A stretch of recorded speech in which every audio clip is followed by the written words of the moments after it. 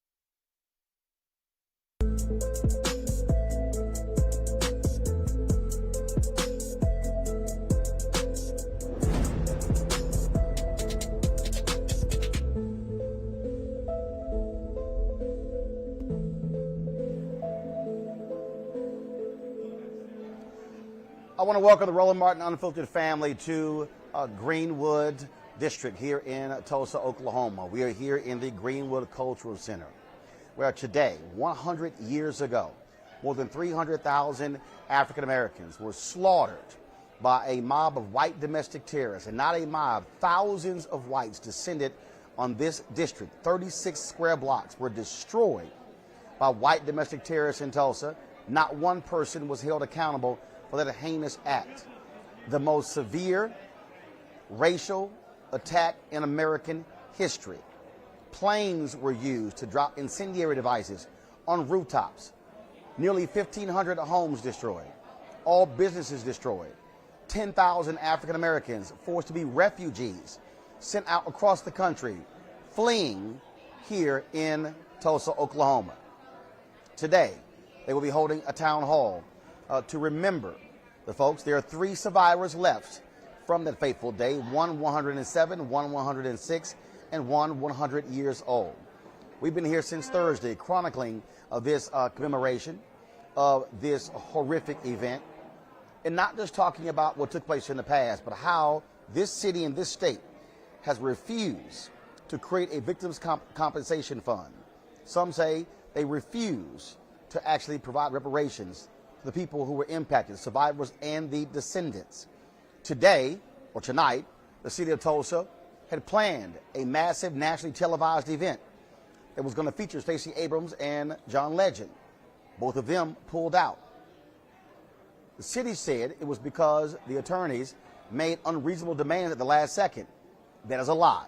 So here we stand, even 100 years later, and Tulsa, in the state of Oklahoma, refuses, absolutely refuses, to provide compensation to the ancestors, first of all, to the survivors and the descendants of those who died in this horrific accident. Now, as you can see, there's a red carpet set up over here. Many of the people are coming through. The survivors have been coming through. Others have been coming through as well, taking photos. A lot of other dignitaries will be here. And in the same place tomorrow, President Joe Biden is going to be speaking here as well. As I said, we spent time over the last several days talking to folks here in Tulsa, talking to descendants, talking to people impacted. Also, we had a chance to sit down and talk with 2 of those 3 survivors as well.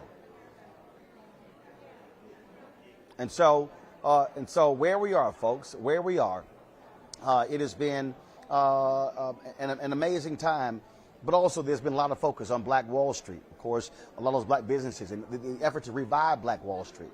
We showed you how here very few black-owned businesses still exist. A lot of the land that black people actually owned, they no longer have access to. And so all of these things are still happening in Greenwood.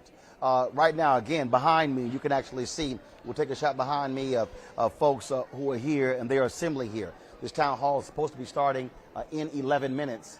And so that's what we're waiting on. We've been talking to various folks, Congressman Jim Clyburn, Congresswoman Maxine Waters, Congresswoman Cori Bush.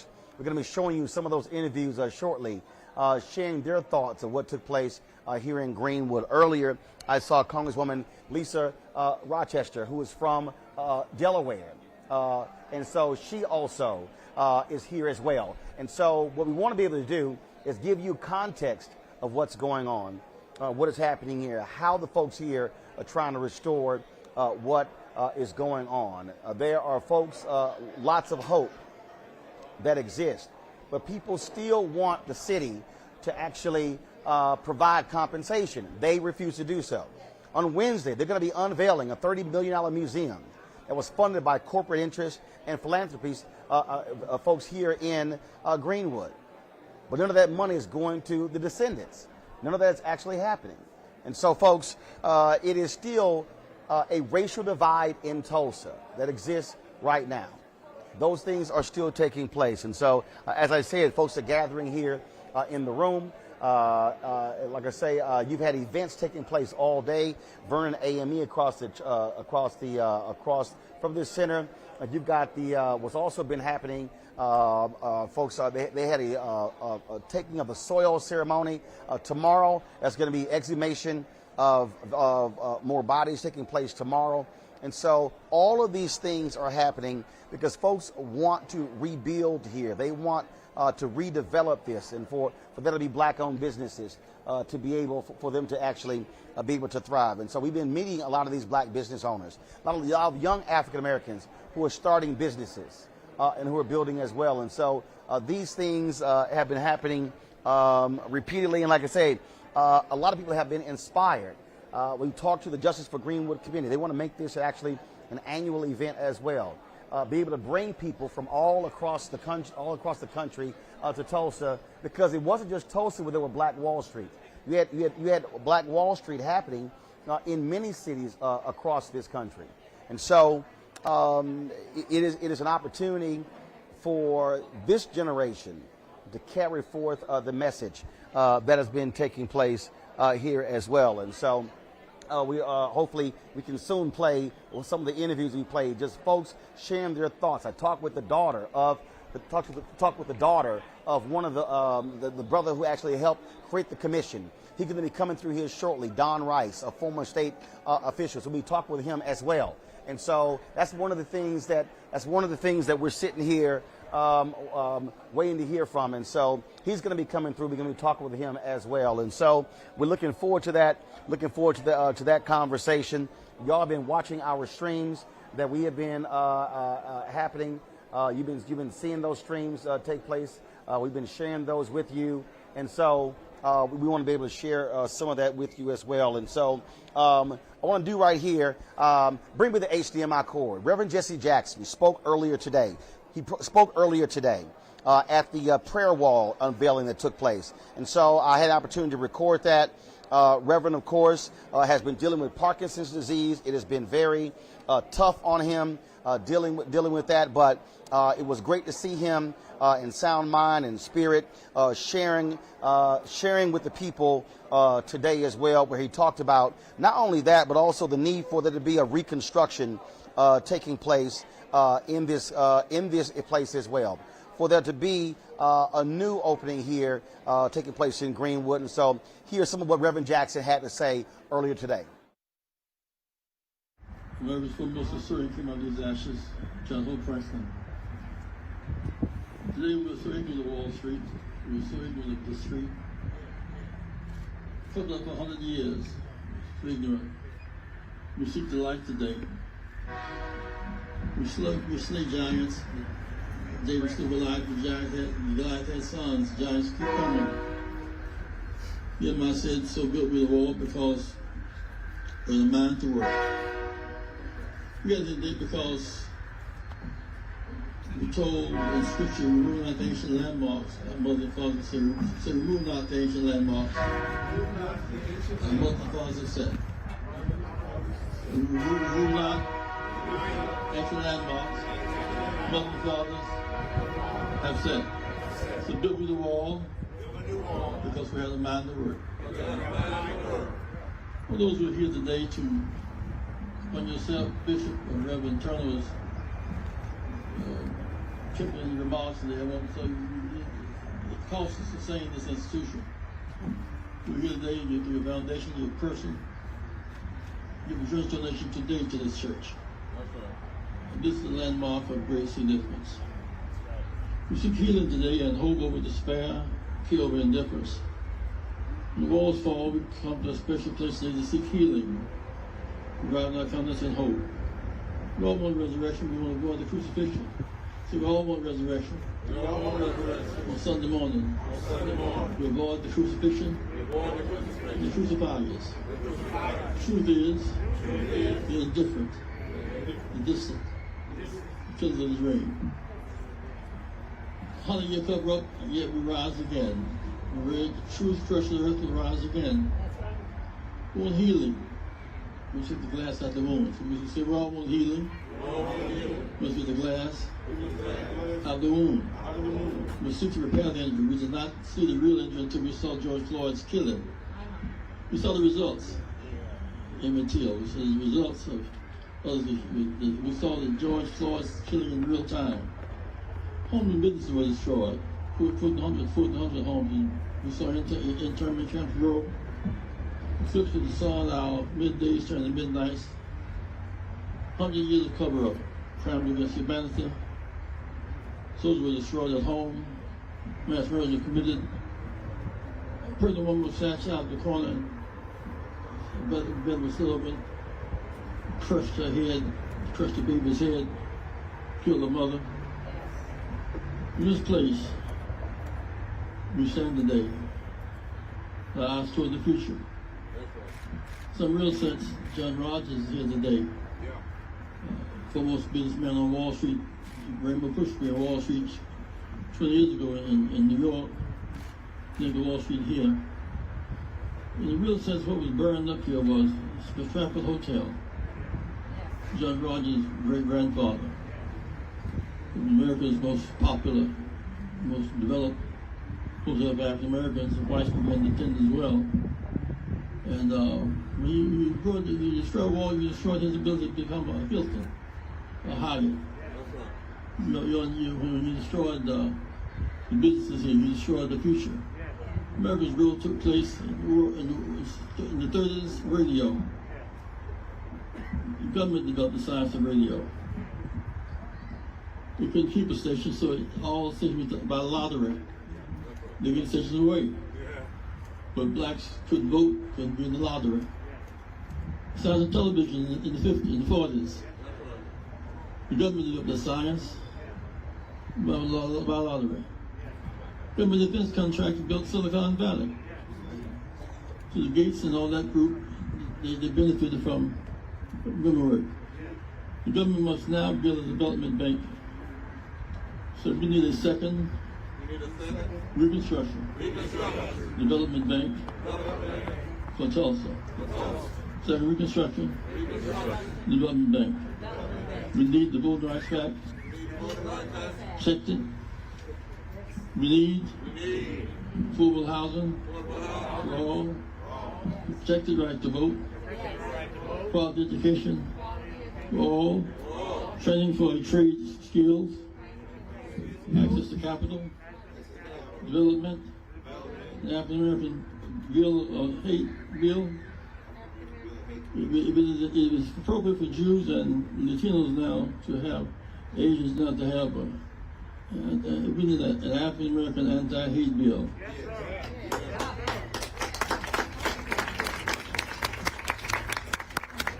Lynching is not yet a federal. So we need lynching must become a federal crime.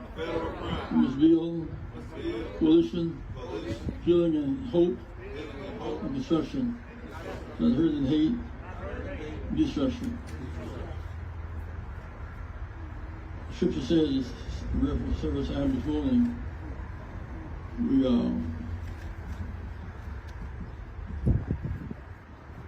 how the blood keeps coming. Honor and suffering is redemptive. If I cannot burn it, cannot erase a memory. Water cannot drown lies, and deceit will not end. We be blessed because our weakness, so God will bless our weakness, but not our wickedness. In our wickedness we will be rejected.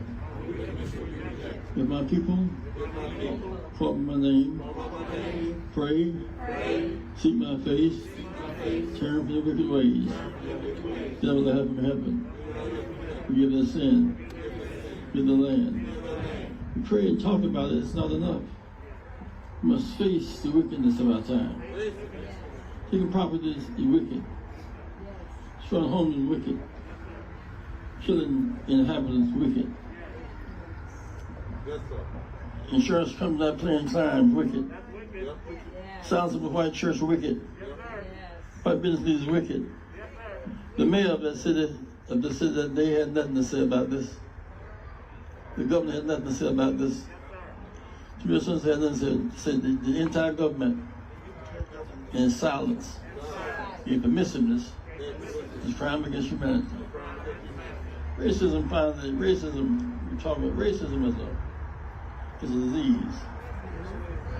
People who are racist are mentally ill.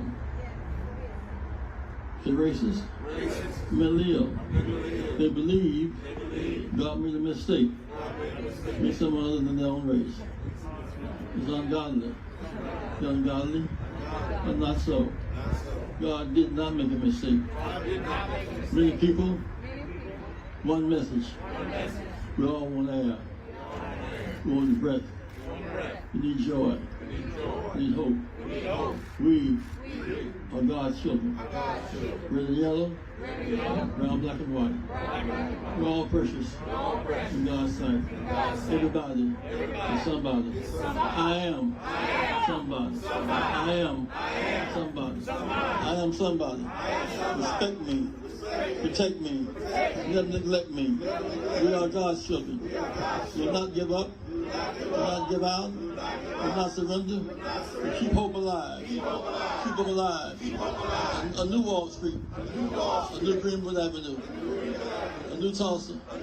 New Oklahoma. New America. This land is our land. Light will cast away darkness. Light will cast away darkness. We have the light. Darkness must flee. Racism must flee. Gender bias must flee. We have the power. We have the faith. God has the power. See us through. Nothing is too hard for God.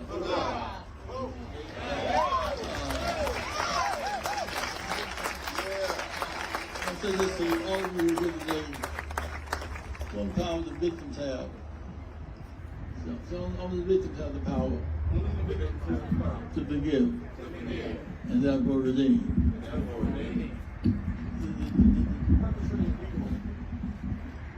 Does not have the power to forgive. The height of arrogance is to forgive yourself for some you commit against somebody since no one who commits a sin power to forgive his own sin. We're the people with the power to forgive.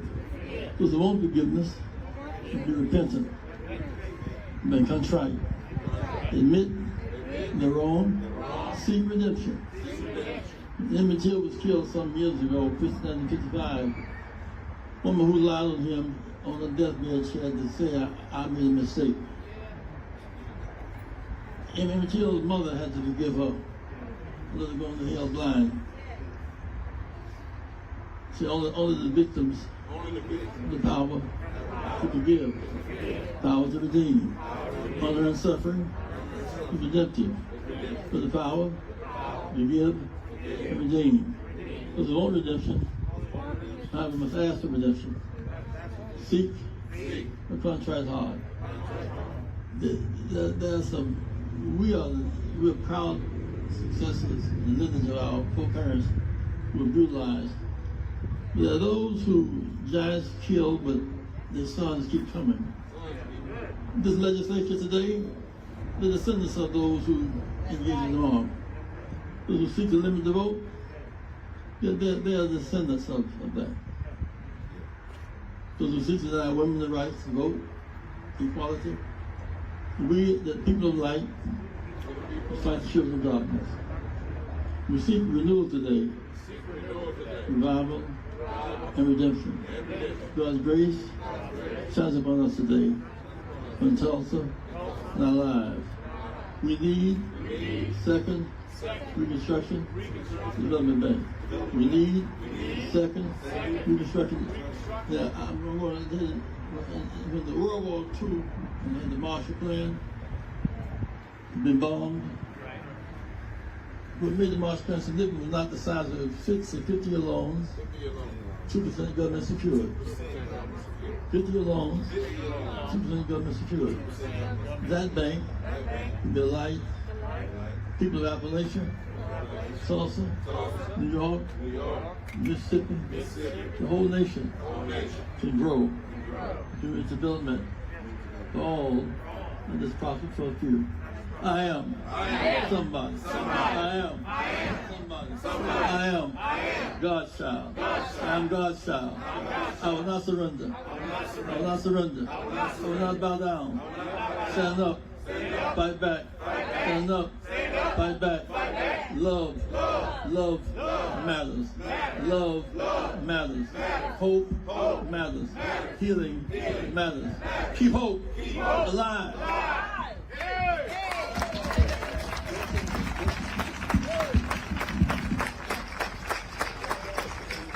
The Reverend Jesse Jackson Sr.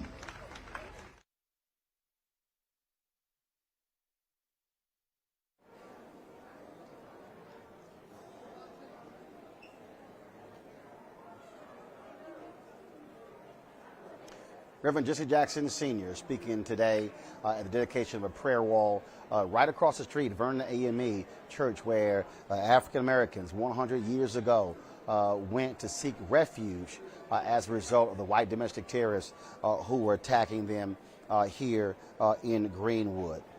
Folks, Reverend Dr. Martin Luther King Jr., there were only two preachers who he ever personally ordained as preachers. Reverend Al Sampson is one of those two. He is a pastor out of Chicago. We caught up with him yesterday at the Black Wall Street Legacy Fest that took place just outside here of the Greenwood Cultural Center. Here is my conversation with Reverend Al Sampson.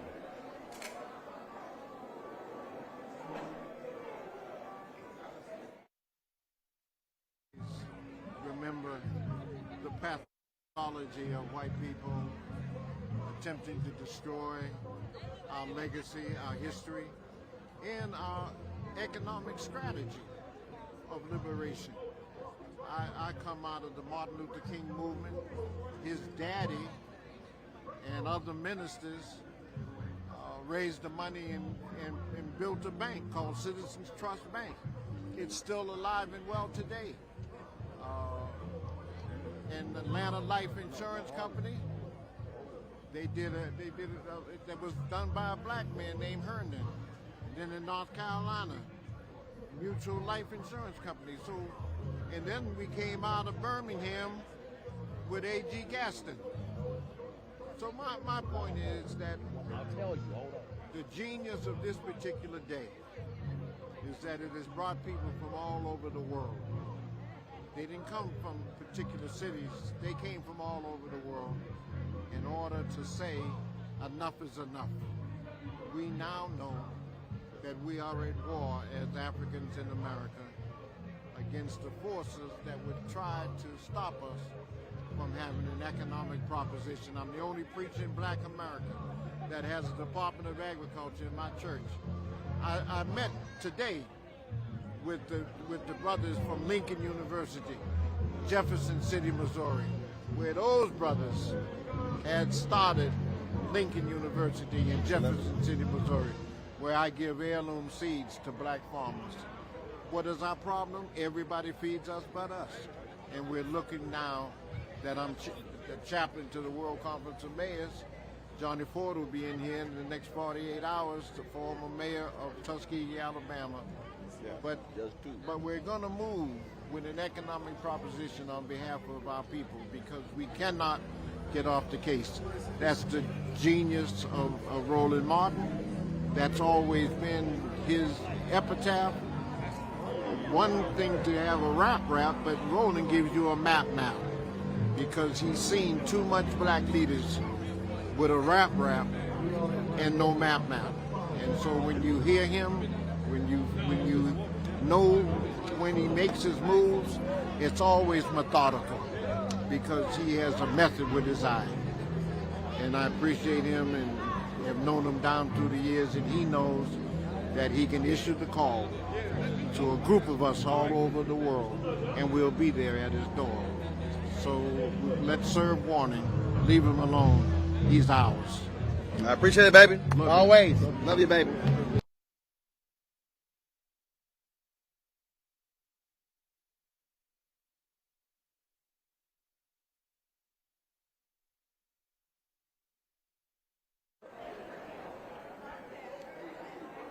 So that, of course, was my man, Reverend Al Sampson. It was always great to see him and talk with him here in Greenwood. Spent lots of time chatting with him over the years, the 6 years I spent in Chicago. And as I said, somebody who was right there with Dr. King talking about, of course, the need for a guaranteed income. And so we've been discussing that. Folks, in a moment, they're going to be bringing in the survivors in here for this town hall. We're supposed to start at 2 o'clock. We're running just a little bit late. So what I want to do is I want to share with you another conversation that took place that we had with a lot of different people here. But one of the folks who was here yesterday is Congressman Jim Clyburn. And so we caught up with him as he was out and about as well here in Greenwood. And so let me share that conversation with you right now, Congressman Jim Clyburn.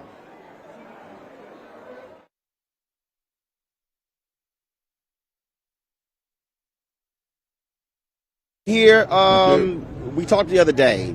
You're a historian. You understand history. What does this mean? Finally, having this told everywhere for the world to now know what happened here 100 years ago. I think this will open people's eyes to our real history, and this coming at the time it comes under these circumstances will allow us to open up discussions, not just about Tulsa, but we need to be talking about Rosewood down in Florida. Right. It was about 30 different massacres. Absolutely, all around the same time. Now, all of that started way back in after the 1870s, there in South Carolina, called Hamburg. Mm-hmm. The Hamburg massacre was one of the worst things that ever happened. And so I think that we need to have a real serious discussion of all these things, and hopefully people will begin to understand. I think that a lot of people do not understand because they do not know. Mm-hmm. If they knew better, they would do better. I also think that what we're dealing with right now is, and I got a book I'm releasing next year. We're living in this age of white fear of the changing demographics. Yeah. The response to January 6th, that was a direct response to how black people were voting when Trump singled out Milwaukee, Detroit, Philadelphia, and Atlanta. And so, what are you saying in your conversations to white Democrats who aren't fully understanding of this history and how those policies are still impacting black people today? Well, you know what? Believe it or not, and I won't call names, but you do a lot of interviewing, and I can tell you, you are hearing some differences in the rhetoric today from people I've had some one-on-one with in the last several months. I can tell you that. Now, we'll have to wait and see the end result to see whether or not there's any significant impact. But people are already having some different comments to make. Their rhetoric is a little bit different. I don't know if they've been convinced or convicted, but we'll see. Texas voting law, same thing. I did MSNBC this morning, and again, what we are dealing with, and I keep saying this, and I went real hard on Democrats this morning. I said, these folks are not playing. They don't care about bipartisanship. They don't care about how can we all get along. They are trying to drive power. They're trying to drive control. They're controlling 2/3 of all state legislatures. They're controlling governors' mansions. And so, again, I don't know what Senator Manchin and Sinema doing, but these folks want power. That's true. I agree with that. I don't disagree with that at all. Now, the question now becomes, how do we deal with that? We know exactly what they're out for. Trump was symptomatic, symbolic of that issue. Now, hopefully, not just Democrats, but Republicans will start losing their fear, because there is a lot of fear among them. But you met your wife in jail, and what I keep saying is there has to be constant pressure. Black Voters Matter are going to be doing the caravan beginning June 19th, coming to D.C. Senator Chuck Schumer said he's going to bring up the voting bills by June 21st. To me, we've got to put 50 to 100,000 people, and not just black people and not just Latinos, but young whites as well. They're targeting them. They got to be, to me, in the halls of Congress, meeting with senators. They've got to. I say there are 48 Democrats who are ready to vote in that filibuster. They got to feel it and see it, and folk understand how real this is. Oh, I agree. I agree. The only question is, how do we get all of that done? You got your job to do. I'm going to help you do that. I've got my job to do. Please help me do that. And maybe together, you do your part, I do my part, and we'll win. Well, Alphas, we used to having to help Omega, so I'll be more than happy. but luckily you're a fellow Archon, so we can agree on something. Absolutely, absolutely. Not much, but something. Not much, but something. Yeah. Congressman, I appreciate it. Good to see you, buddy. All right. All right.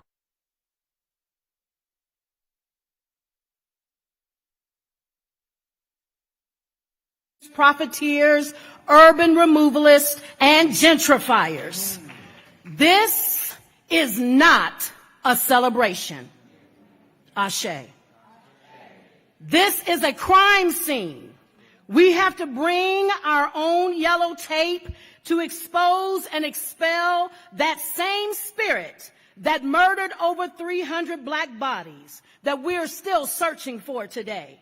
It's the same spirit that builds glass buildings to hide their guilt and hide our history, eclipsing the Oklahoma Eagle building, one of the oldest black newspapers in this country, to make way for a whitewashed, sanitized edifice that does not include repairing what you destroyed.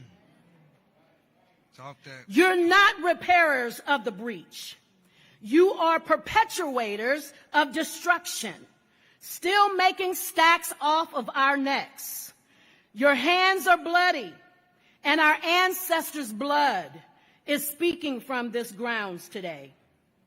Our collective clarity is already awakened by this reality. Those who commit the murders also write the reports. This is no celebration, Cain. We won't be silent anymore. We've come today declaring loudly and strongly the reclaiming, restoring, and repairing of our contract with ourselves. It's us who will heal us. It's us who will educate us. It's us who will abolish voter suppression. It's us who will restore alignment to love one another fiercely without break or secession in our communities. It's us. My brothers and my sisters, we have nothing to lose but our chains.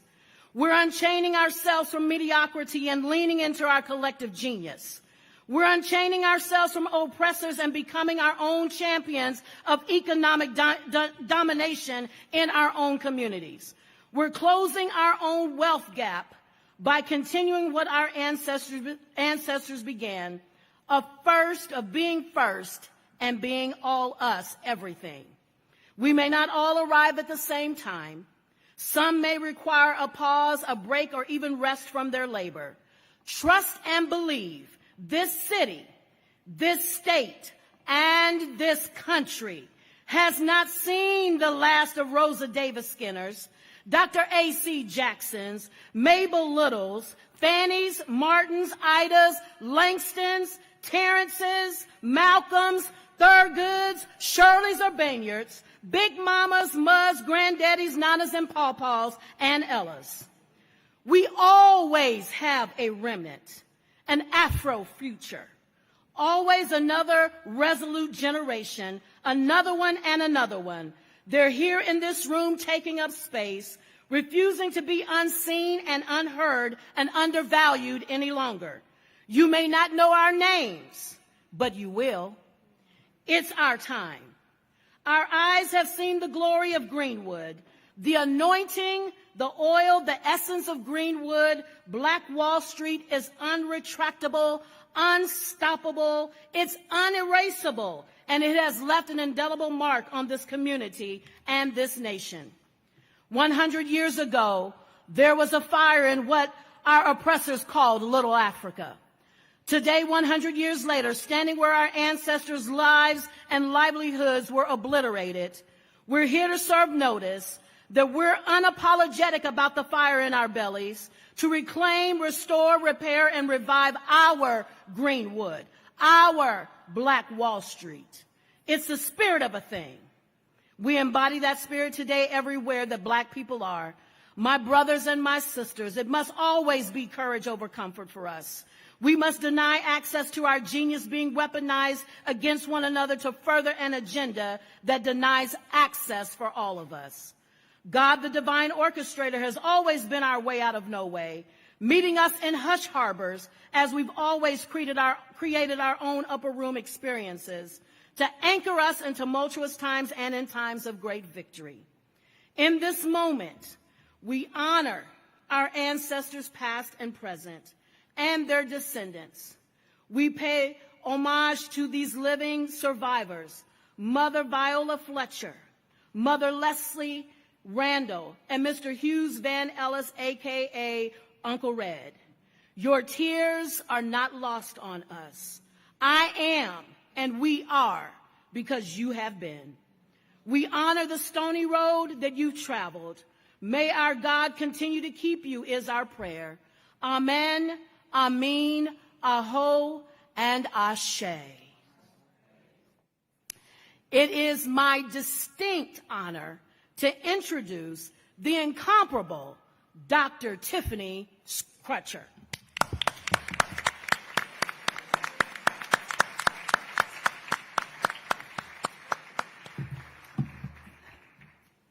Good afternoon, everyone. Y'all don't act like y'all believe in justice. Good afternoon, everyone. Good afternoon. Let's get a little bit more hype. Look at your neighbor and say, neighbor, you're in the right place. At the right time.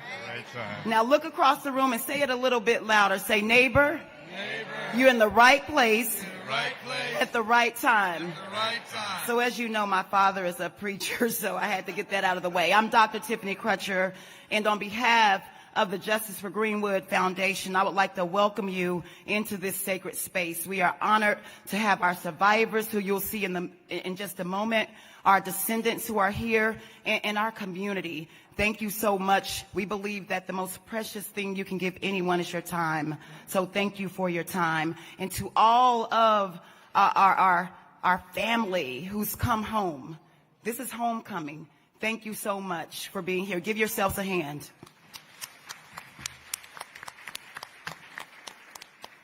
So without further ado, it is my distinct privilege and pleasure to bring to the stage someone whom I have a tremendous amount of respect for, someone who I've watched from afar speak and echo the voices of not just her community in Seattle, Washington, but for communities of color all over this nation.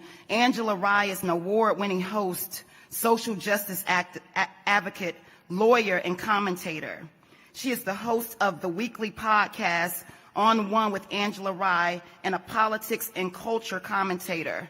I've known her for a little while now. Her dad, Eddie Rye, who is a longtime civil rights activist and radio host in Seattle, Washington, he's adopted me as one of his own. I call him Uncle Eddie. And so this moment right now is not coincidence. It is divine that she and I, that we've connected for this very moment, for a time such as this, to help us in Tulsa, Oklahoma get justice for Greenwood. She's the real MVP. She is the reason why we are here today. Yeah, y'all can clap for that. Yeah. And you just can't ask for a better advocate, for someone to just have your back, someone to undergird your mission. And I just want to say from the bottom of my heart, thank you for what you've done for us this week. And so I need for you all to stand up on your feet and give it up for none other than Angela Rye.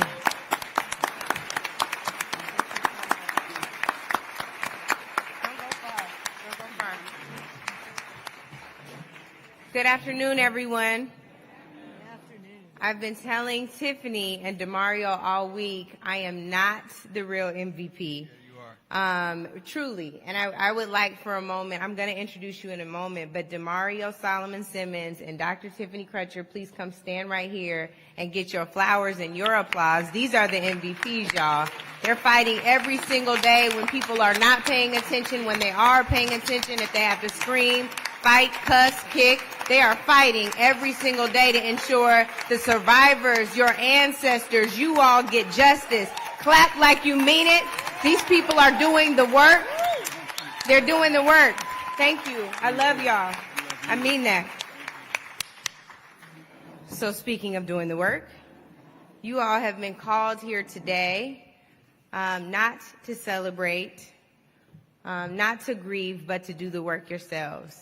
I'm so excited about this particular town hall because it invites us in to do something that so many of your ancestors did. I know Tiffany said that it's not a celebration. Oh my goodness, two of my favorites just walked in, y'all. Oh. I interrupt this message to tell you that Mother Fletcher and Uncle Red are in the building. Yes. Now those are the real MVPs. Got their jerseys on and everything. Come on.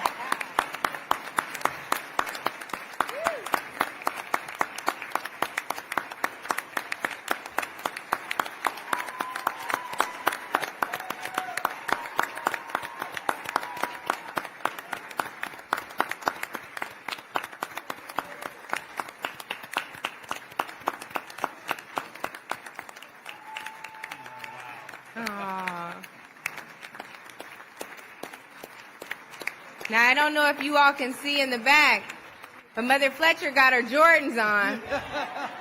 She told me the other day, she said she likes her Jordans. I got to send her some more. I'm going to have Nike send a care package. And then Mother Randall said, well, I like them too. And those will not count as reparations. Those are just the J's, okay? Let's be clear. Right, that's right. We're not so easily bought, but we'll take a care package. When I watched Uncle Red testify on Capitol Hill the other day, I'm sure many of you all saw it, the reminder he gave us as he stood in the face of people, or sat down in front of people who haven't always been supportive of reparations, not even the idea of an apology. And he reminded them, after being a veteran, that we are all one America. And it's a challenge. It's a promise we haven't fulfilled yet, right? Being one America means you see their humanity, you see their need, their fight for justice, and you acknowledge that. So that will be some of the work of the descendants today, you all today. So as Uncle Red takes his seat, I would like for those of you who are present and you are descendants to stand on your feet. If you're a descendant in the room, if you can stand up, please. If you're a descendant in the room, if you can stand up, please. Yes.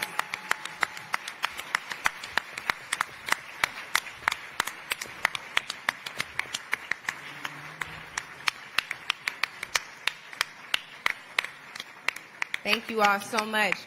My next question is, descendants, you might not want to sit down yet. If you're here and you're not a descendant, but you know you carry the spirit of Black Wall Street in your heart, will you stand on your feet?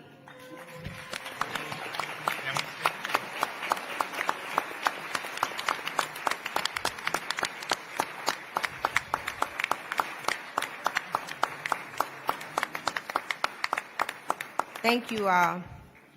I just have a couple of more formalities. What Tiffany did not say is I'm the former executive director and general counsel for the Congressional Black Caucus. And some of my former bosses and CBC family are here today, and I just want to take a moment to quickly acknowledge them. We have Congresswoman Brenda Lawrence, who's joining us today, and Congresswoman Lawrence represents Michigan, and she will bring opening remarks on behalf of the caucus in just a moment. You have Congressman Hank Johnson from Georgia's 4th District,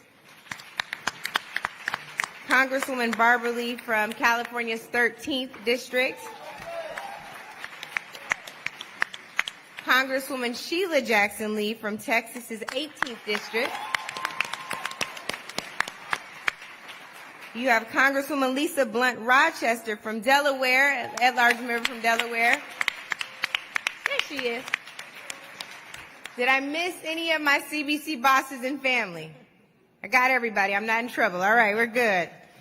So again, before we got, we had to acknowledge Mother Fletcher and Uncle Red. We were talking about the importance of the work today. This isn't just a town hall conversation. This is a call to action to ensure that when we all leave the commemorative events this weekend, we understand the fight for justice continues. We understand that there's also work that we have to do, and so we will get to some prompts, but I will get to that in just a little bit. I now have the distinct honor and privilege of introducing to you all, again, it will be both Congresswoman Brenda Lawrence, who is the second vice chair of the Congressional Black Caucus, and Attorney Demario Solomon Simmons. Congresswoman, I know you'll bring remarks on behalf of the caucus. I want to quickly tell you all, Demario has been fighting for reparations since I first met him in law school. We were a part of the National Black Law Students Association at the time on the executive board. I actually was on the regional board when you were on the national board. But Demario's title was, guess what, as a Nebraska executive board member? I'll tell you, he was the reparations chair. That's right. So if you ever questioned his commitment to this cause, I hope that deads that. So, Demario, I know that you're following Congresswoman Brenda Lawrence, but I do want to thank you again for your work. He's been talking about this issue since law school. And now it's time for us to help lift up Demario's arms, Tiffany's arms, so many of your arms in this fight. Some others have been fighting this for 100 years. It's time for us to not take the baton, but help them carry that baton so we get a little bit closer to justice. It is past time, y'all. Congresswoman Lawrence, if I can have you now to come bring opening remarks on behalf of the caucus.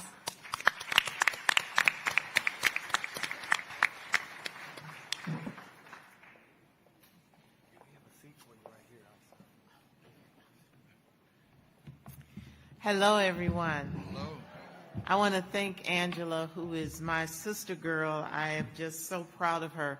She shows up every time we need her present. And to fly here today from Detroit, Michigan, Now, some of you, I know you got some relatives in Detroit.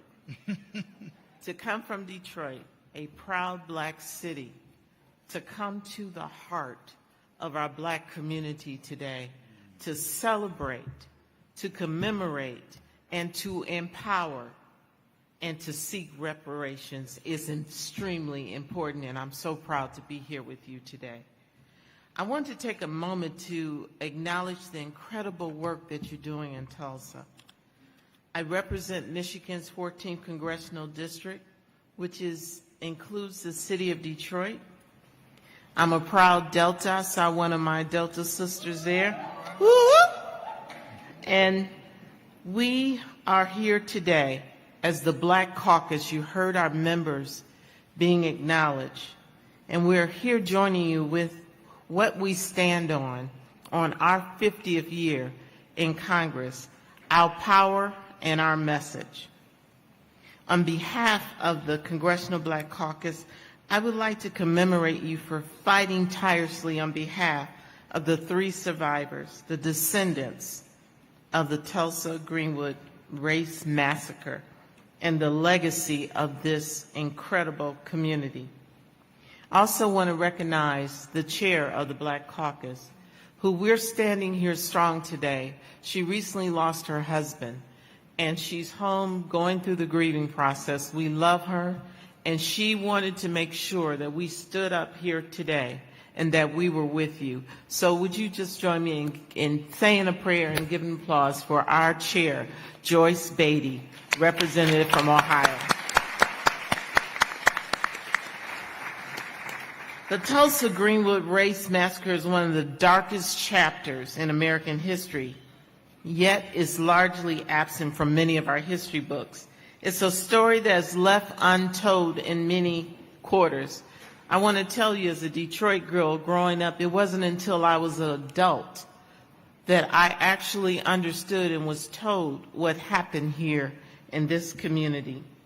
Walking the historic streets and standing here today in this cultural center that serves as a monument to that horrific event, I am reminded of the strength and the resilience of our Black communities and how, despite every challenge and every obstacle, we managed to survive, and in most cases, we thrive. I tell you, growing up in a Black neighborhood, having a community of support, having the legacy of being a Black woman in America, you know what that feels like here. But today, we're going to make the world understand, even though it's 100 years ago, what happened in this community, what happened to my people is unacceptable, and you will remember it, and you will recognize the survivors and those who are the descendants.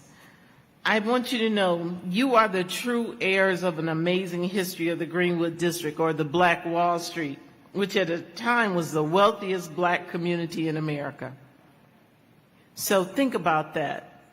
We are struggling now, 100 years later, with the wealth gap, where white people, just because they're born with a certain skin color, are projected and continue to out-earn us economically.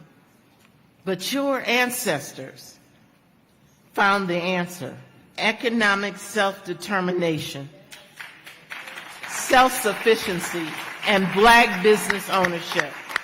Much can be learned from the example of Greenwood, and I'm here today and proud to say that the Congressional Black Caucus, the largest legislative caucus in the U.S. House of Representatives, 57 members strong, is committed to fighting to make sure that these historic wrongs are corrected, and the story of Tulsa and the Greenwood race massacre is never forgotten. And while sadly the congressional district that we're in today does not have a Congressional Black Caucus representative, but I stand here today, our message and our power, to let you know that you are now officially represented by the members of the Black Caucus.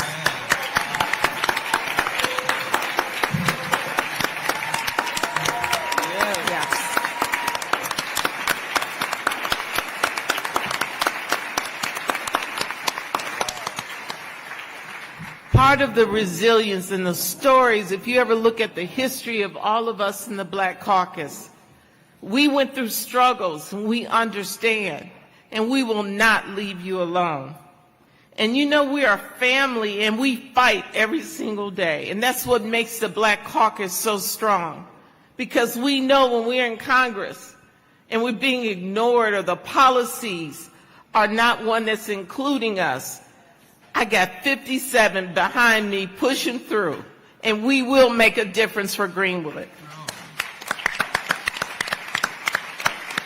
2 weeks ago, members of the Congressional Black Caucus who serve on the House Judiciary Committee had a chance to hear from our beloved survivors, Ms. Fletcher and Mr. Hughes Van Ellis and Ms. Bennington Randall at a hearing,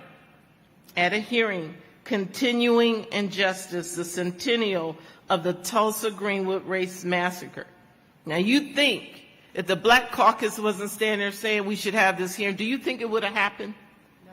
So I want you all to understand, when you see Black people showing up in a place you don't normally see us, support them.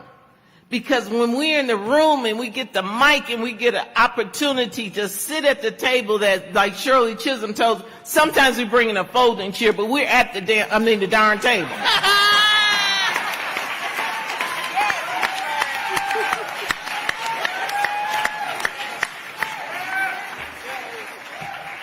Most recently, my friend and sister girl, April Ryan, produced a segment for the Griot which explored the history of the Tulsa Race Massacre and the continued fight for the justice for the victims of this horrific event and the survivors and all of you, the descendants. The segment was tragically named Genocide in the Heartland. And I want you to hear what I'm getting ready to say. America is loud and strong when criticizing predators of genocide across the globe. We deem them war criminals and we denounce them on an international stage. Yet our nation's voice have historically and inexcusable been silent in the face of similar actions that occurred right here on our homeland to Black people. Let me be clear, the tragedy that took place here in Greenwood 100 years ago was a genocide. It was an attempt to wipe out an entire community of families, homes, and businesses based on racism and hatred. And that's what genocide is. Our national response must be equal with the act that happened to Greenwood. My CBC colleague, Congresswoman Sheila Jackson Lee, has introduced a bill, H.R. 40, to create a commission to study reparations. I want you all to know that if you want a fighter, line up with Sheila Jackson Lee. That's right. Because she is not going to give up. We could be talking about finding money to plant trees, and she said, but you know, we need to vote on H.R. 40. And everybody's going like, what? She is not going to allow Congress to go to sleep on this. And she's got 57 of us behind her doing the same work. It's an important and necessary step towards serious consideration of reparations, and the Tulsa Greenwood Race Massacre must be a critical part of the discussion. The Congressional Black Caucus, we are 100% supportive of reparations and support and resources for this community. It is a debt that America owes, and we're going to make sure they pay it.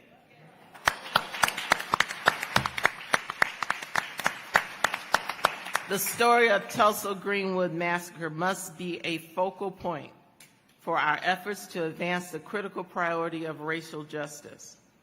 You know, this whole country was awakened when George Floyd, we witnessed him dying under the knee, being murdered under the knee of a coward wearing a badge who took the life of a human being. And it shook the country. Well, that's why we are so woke this moment in the 100th year of what happened here in Greenwood. It's a battle that we at CBC wage every day, and it's a battle we will win. We all know that today is Memorial Day, and communities across this country are rightfully honoring the heroic men and women who made the ultimate sacrifice in the service to our nation and our families. But at the same time, it's also fitting that we also take the time to honor the memories, lift up the legacy of those lost 100 years ago here in Greenwood. In their names, we honor you, their descendants, and commit to supporting you in the fight for justice. I remember when I was elected mayor a long time ago, a reporter walked up to me and he said, "So you think you got elected mayor because there's more black people in your city?" I said, "Sir, I got elected because I have earned the respect and honor of the people of this city." I said, "But if you want to discuss my skin color, have a talk to God, because he blessed me with this beautiful black skin. He made me equal. I don't sit down under anybody because I have the right to stand up to." My grandmother told me, "Brenda, if you work hard, if you go to school and keep your faith in God, there's no door that you do not deserve to walk through. There's no table that you do not deserve to sit at." And as a black woman in America, as a member of Congress, I want Greenwood to know we are laying our fingerprint on this city, and you have us, we have your back, and I know you have ours. God bless you, and thank you.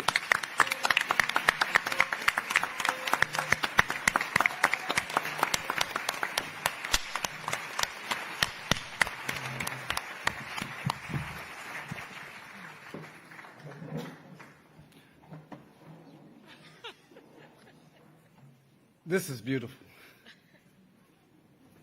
We've worked a long time to get to this point. We got some more work to do. Is that all right? I'm attorney Demario Solomon Simmons. Law is my ministry. Justice is my passion.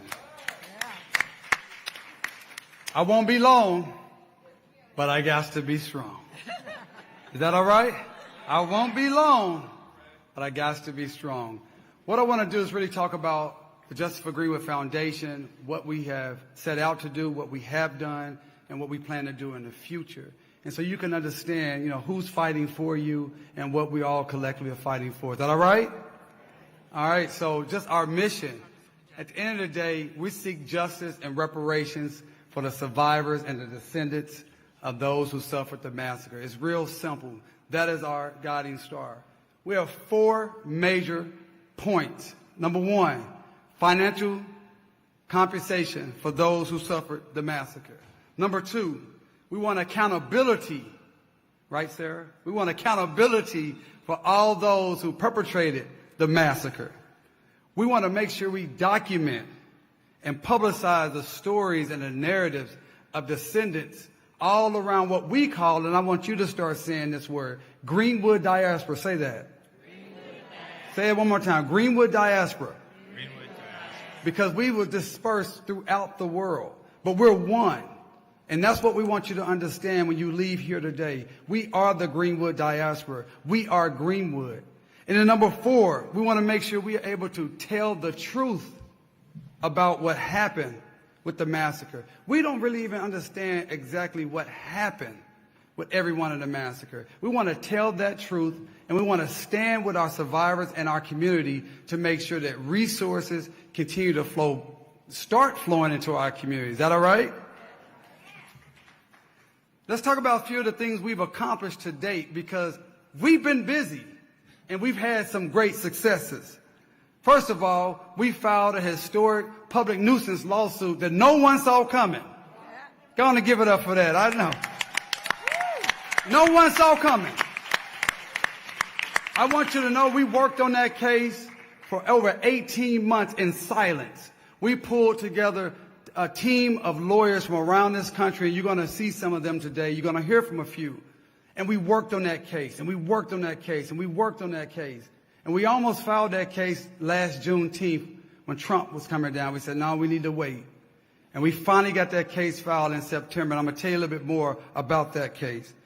We worked to get a congressional hearing that Representative Lawrence just talked about just last week, and Representative Sheila Jackson Lee, who I want to tell you, when we got to D.C., they tried to make us park a mile away from the Capitol. And Representative Sheila Jackson Lee was on the ground. It was hot. She was on the ground, and she said, no. These people are going to come right to the steps of the Capitol, and that's what we did. But we had a hearing. Yes.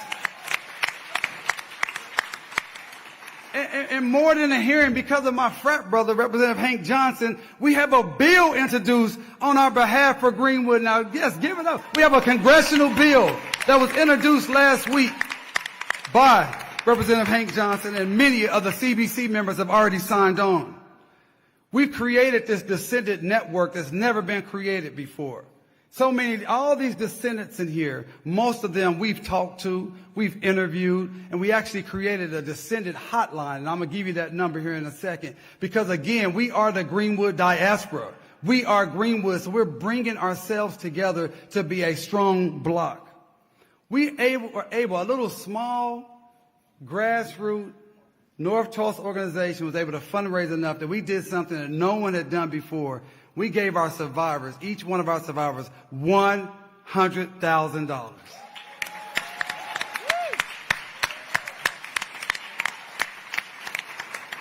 Now, it's not reparations. It's a gift of love.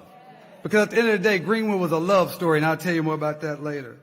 But we've made sure that we've centered the survivors and descendants. We've made sure that this weekend is not about Disneyland and celebrations. It's about the survivors and reparations.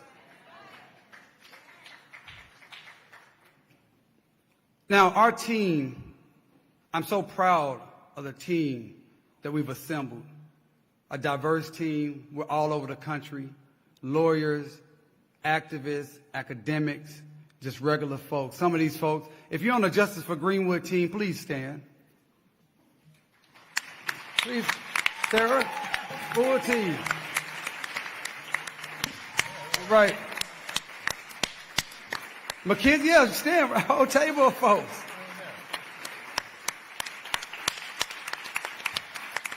These are the people that's been working on the behalf of Justice for Greenwood. And look at this legal team. And you're going to hear from some of our other lawyers here. We are committed to getting justice for Greenwood because of the tireless efforts of these people you saw on the previous slide and this slide. We have the passion, the compassion, and the resources to fight this fight as long as need be. I hope it's not another 100 years, Michael, but we're going to fight it. Is that all right, Uncle Red? That's right, that's right. So our initiatives moving forward, obviously the historic litigation, but it's not just one case. We have 4 cases going, and I'm going to tell you about those. Our descendant outreach, as I told you about, our hotline, you're going to hear more about that. We have a full program, so when people call, we can get your information, and we can connect you with our group and with our network.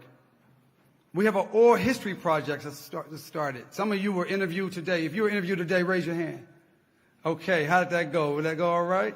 All right. That's just the beginning of our oral history project where we're going to go across the nation, throughout the Greenwood diaspora, capturing these stories of our families. And we have a wonderful new website that will be launching in the next couple of weeks that will be the #1 resource, all things Greenwood. And we have the developer here who's also a descendant who will talk a little bit about that. Now let's talk about this historic litigation.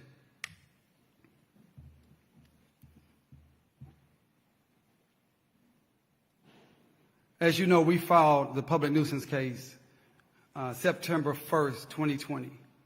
And I want to clear up a few misconceptions about the case. The case is for everyone in Greenwood. It's for the entire North Tulsa community. It's for all those who were impacted by the massacre. Yes, there are certain individuals who are named on the litigation, but when we are successful, when we are successful, it's going to benefit descendants in our entire community. It's going to benefit survivors, descendants, and our entire community. We have two claims. One is the public nuisance claim, which simply says a nuisance was created in 1921 that has continued and gotten worse each and every year, Congresswoman Sheila Jackson Lee. And we want that nuisance to be abated. That's the legal term. And we believe that the law is very clear that we should be able to move forward with our case and be able to prove to fix or abate the nuisance. That's why we don't have a dollar amount, because we don't know how much it actually costs. We don't know what all it takes to completely abate the nuisance that is here in North Tulsa. The nuisance that we see every day when we see that highway running through our community. The nuisance we see when we see on the south side of the highway, it is a first-rate city, and on the north side of the highway where we live is a third world country. That's the nuisance that we see all the time. Oh, I've just been informed, and I must stop here and recognize former State Representative Don Ross. Don Ross, Representative Ross, are you here? Will you please stand and raise your hand? Yes, yes. This is the man, along with Senator Horner, that had the 1997 Tulsa Race Riot Commission, who created the report in 2001 that said reparations will do. He's the man that's responsible for this Greenwood Cultural Center that we're standing in here today. He's a man that when other people didn't want to talk about the massacre, didn't want to talk about reparations, didn't want to do the right thing, Don Ross stood strong. We love you, Don Ross. We thank you. We thank you, Don Ross. And we miss Senator Maxine Horner, who passed away just a few months ago. Give it up for Senator Maxine Horner, who sent me an email less than a week before she passed away, just to say, Demario, I want you to know I'm with you.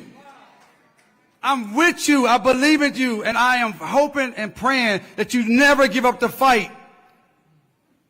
That's an email I will always cherish. We're also asking for unjust enrichment. We are tired of this city and others utilizing our names and our likenesses and your pictures of your relatives.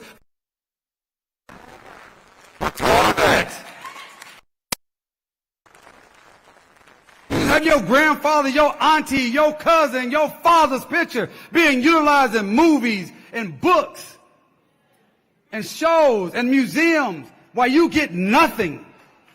That's your intellectual property. That's your family heirlooms. That's your narrative. That's why we said, you're not going to build this $30 million history center and give our people nothing. You can build it on the backs of our people.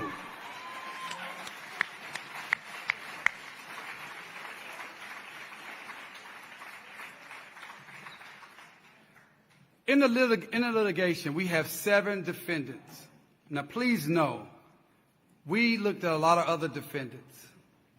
And my good friend, former Carver Middle School in Booker T. Washington, my classmate Stephen Terrell can tell you, we looked at a lot of different defendants. But we settled on 7 defendants, obviously first being the city of Tulsa. The second being the Tulsa Regional Chamber of Commerce. The third being TDA, Tulsa Development Authority. The fourth being the Tulsa Metropolitan Planning Commission. The fifth being the Tulsa County. And then we had the Oklahoma Sheriff Department and the Oklahoma Military Department of the National Guard. I was told today that during a ceremony at Standpipe Hill where those brave black men made their last stand, that the Oklahoma National Guard made an apology that actually stated for the first time in 100 years that we did not do our job. We did not protect the people of Greenwood. That only happened because of what we have done, because of all of you. Real quickly, what we're asking for a lot because we need a lot to abate the nuisance. You probably can't see that's pretty small, but I'm going to tell you first and foremost, we're asking for a victims' compensation fund. We're asking for a victims' compensation fund for all those who were victimized not just by the massacre, but the 100 years of continued harm. Absolutely, Representative Lee. We're asking for a scholarship fund for descendants, specifically for descendants. Not for anybody, but for the descendants. For those descendants who are still live in Tulsa, we're asking that your taxes be abated for 100 years. For 100 years, you paid into a city and a county that owed you money, so for 100 years, you shouldn't have to pay anything to that city or that county. We're asking for the establishment of a land trust and give our dang land back. We want our land back.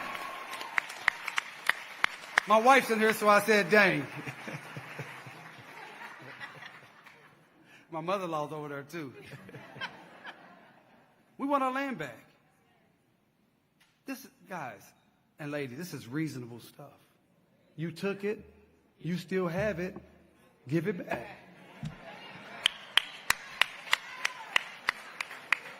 When they come to black folks, they just lose their mind. Like, what do you mean? No, we want it back. We want, in fact, this land we're right here in Greenwood Cultural Center, this is actually owned by the city of Tulsa. I'm standing right here. We want this land back. We want this land back. And if you say, well, I can't give you the land back, well, give me the fair market value of the land today. How much you think that land with all those buildings they building down on Greenwood is worth today? Don't talk to us about Greenwood Rising when we don't own any of the land. Don't talk to us about Tulsa Triumph when we don't own any of the land. Don't talk to us about everything is all good when we don't own any of the land that made Greenwood Greenwood. It was land ownership that made Greenwood. It was freedom, mind state, and wealth comes from land. And we want it back because it's ours, it is ours, it is ours.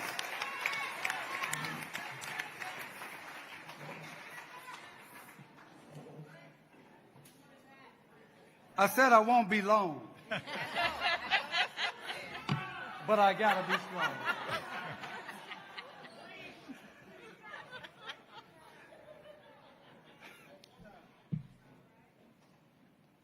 Look, I'm from 36th Street North.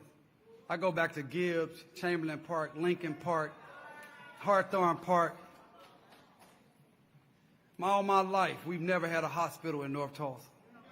All my life, we've had to go. People die on their way to EMSA because there's no hospital in our community. But guess what? Before the massacre, we had a hospital. So we want a hospital. We want the Dr. A.C. Jackson Memorial Hospital built in our community so we can have first-rate health care right in our own community. That's a part of the abatement. So when these people talk about we asking for money, we asking for life. We asking for liberty. We're asking for property. And yes, we're asking for money.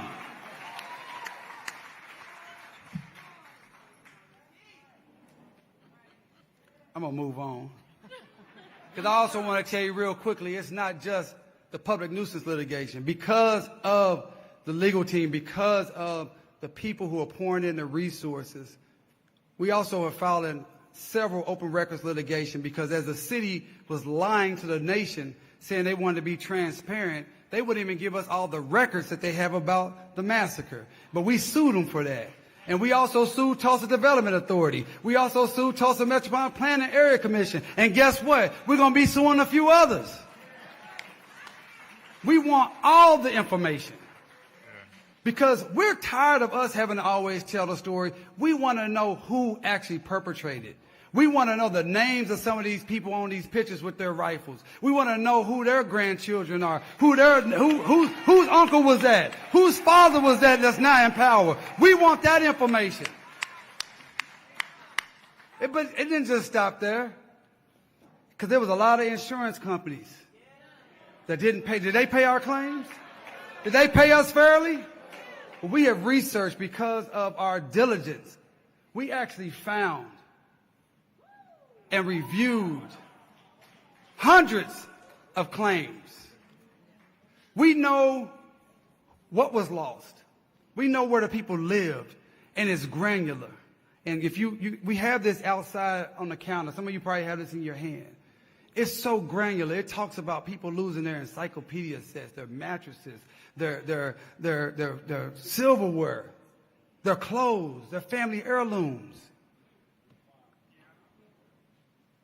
And we found through our diligent research these 13 companies that are still in operation today. We found them. And we've reached out to them. We've sent them letters. And to date, only one company has called us back for a meeting. Is that right, Michael? And that's Chubb Company. And we're going to have a follow-up with Chubb. But these other ones, and I had the great honor on Friday night to pick up our auntie, our collective auntie, Representative Maxine Waters.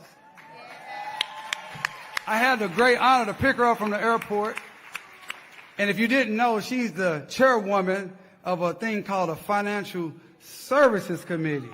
And you know what the Financial Services Committee is over? One of the things that they regulate is insurance companies. And Representative Maxine Waters told me that she's going to have a hearing with these guys to talk about what they're going to do about those claims that they never paid. That's what she told me. I think she told, yeah. I'm going to get to her. So maybe they'll talk to us. Maybe they'll return our letter after Auntie Maxine has a little hearing with them. Yeah. But it doesn't just stop with the insurance companies and the city and the county. I want to show you just a quick video because it wasn't just the insurance companies that hurt us after the massacre.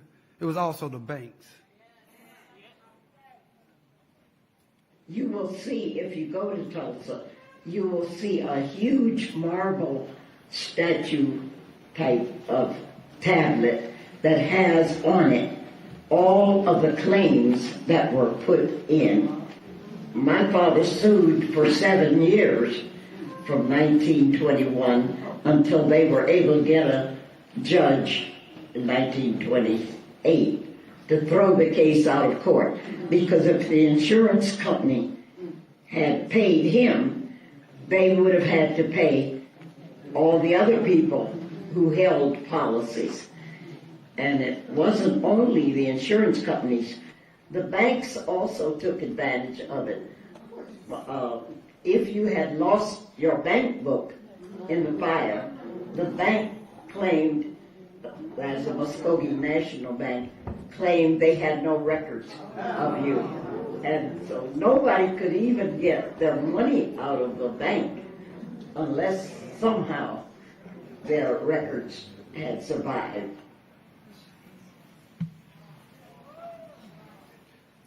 And guess what? We've done the research on those 20-something banks that was here in Tulsa at the time, and we found about 17 of those banks are still in operation through Chase Bank and Bank of Oklahoma.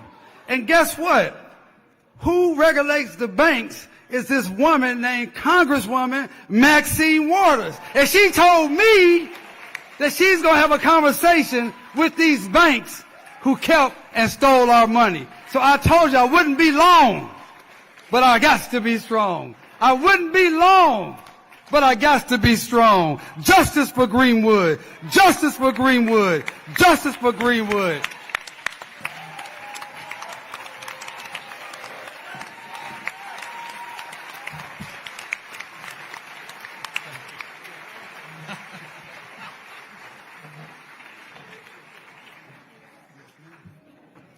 There was a lawsuit that was filed, I believe, while we were still in, it might have been before we got to law school. DeMario's been working on this issue since then. Then it was with Charles Ogletree and Johnny Cochran. Baby lawyer. Who's baby lawyer? Oh, baby lawyer. He said, you weren't a lawyer yet? In 2004. Oh, yes, he was in 2004. That's true. Okay. Fact checking up here in real time. Okay. Y'all get to see we really are like brother and sister. So next we're going to introduce you all to the Justice for Greenwood Partners, although I feel like I should be saying the doors of the church are now open. Is there one that's standing for justice? But I believe there's a room full. So the introduction of the Greenwood Partners, we have Michael Swain and Sarah Sofinelli, who I had the... Y'all wrote that down wrong on here. I'm so sorry. Michael Schwartz, I'm going to put some respect on your name. It is right on this sheet. That's true. SRZ is one of the most prestigious international law firms in the United States to partner with DeMario and Justice for Greenwood. SRZ is committed to the fight for reparations and has more than 20 attorneys. You saw some of their faces up just moments ago, working on Justice for Greenwood initiatives, providing millions of dollars in attorney hours. They're demonstrating in practice what reparations should look like. So thank y'all. Yes. We have Jaya Rapp. Am I saying that right? Jaya Rapp, who is a descendant and hails from Commerce House, a member of the Commerce House team who has provided countless hours and resources of marketing and branding support for Justice for Greenwood. Jaya, will you stand? There she is. Thank you. Oh, and Nicole Austin Hillary, who I remember from the Brennan Center, and has been a partner for over 2 years, working with DeMario and Dr. Tiffany Crutcher. The work began with police reform, which was sparked, of course, by the killing of Terrence Crutcher, who is Dr. Crutcher's twin brother, by Officer Betty Jo Shelby. Human Rights Watch also wrote a damning report on reparations and is responsible for exposing the commission. The commission. More on that later. But it turns out their biggest... We won't be seeing them much, but we've heard about them. We'll come see them. Next and finally, last but certainly not least, is Amanda Jackson from Color of Change. I'm sure you all have seen the Color of Change petition for Justice for Greenwood that's been circulating. I learned just the other day that it's been circulating actually since 2019, so she's been in the fight with Justice for Greenwood for quite some time, and Amanda is bad, y'all, and I'm talking Michael Jackson bad. Sister, we thank you so much for all of your hard work and all that you've done to support Justice for Greenwood. At this time, I'm going to turn it over to Michael and Sarah for an update, whatever. Okay. And now, after the preacher is finished, the reports will be 5 minutes because we have this great room of workers that we have to get started on building Greenwood 2.0. Isn't that right, y'all? Okay. 5 minutes. I'm going to cut you off, friend. Okay. He's got 1 minute. Oh, he has 1 minute. Okay. Oh, can I do one more thing? I'm sorry. Y'all, if you don't know Roland Martin, Roland, can you just wave? Roland is a man that wears many hats. He was interviewing people in the back just a moment ago. Now he's a camera operator. Roland, we thank you for all of the platform you've given this issue. We are so grateful to you. We love you, good brother. Thank you so much. Sorry, that was not your time. Now Hello, I'm Michael Schwartz. I'm a partner at Schulte, Roth & Zabel, and I'm chair of our litigation department. And it's an honor of a lifetime to join your community's fight for justice. It's just incredible. If I could invite my team up here with me. So, my firm is a New York-based law firm. We have over 300 lawyers based in New York, Washington, and London. Our team is from New York and Washington. And the way we got involved was DeMario reached out to Brian Stevenson to get help on an intellectual property issue about the misuse of a likeness from the massacre. And so we've done a lot of work for Brian's Equal Justice Initiative, and he reached out to the firm, and we said we'd be happy to help on that project, but we said, is there anything else we can do? And DeMario found some things for us to do. You've seen him up there. To give you a sense of what our work has blossomed to, at this point in time, I think we're up to 30 lawyers, 20 business staff. We've donated 2,700 hours of time.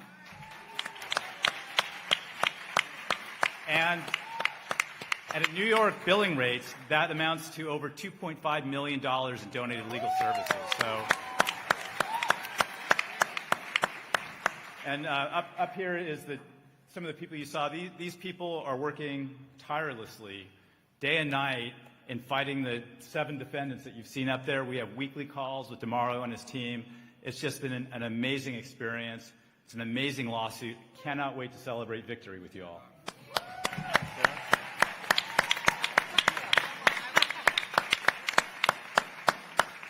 I'm just glad I didn't have to go right after DeMario. So thank you for the buffer, Michael.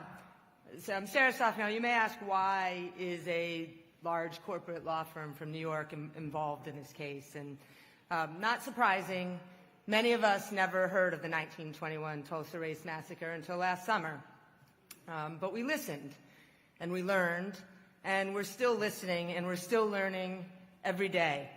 And even though we are not from Greenwood, and we are not descendants of the race massacre, we do believe that it is our collective duty, our moral obligation, our professional obligation as lawyers, as human beings, to use our privilege, our immense privilege, and the resources that we have to help Greenwood access justice through the legal system.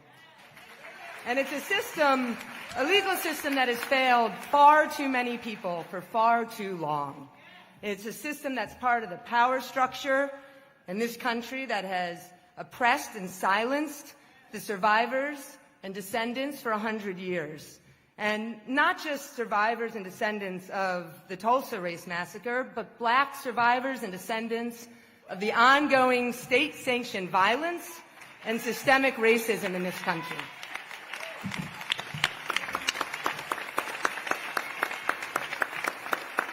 Our systems need to do better. Our legal system has to be better.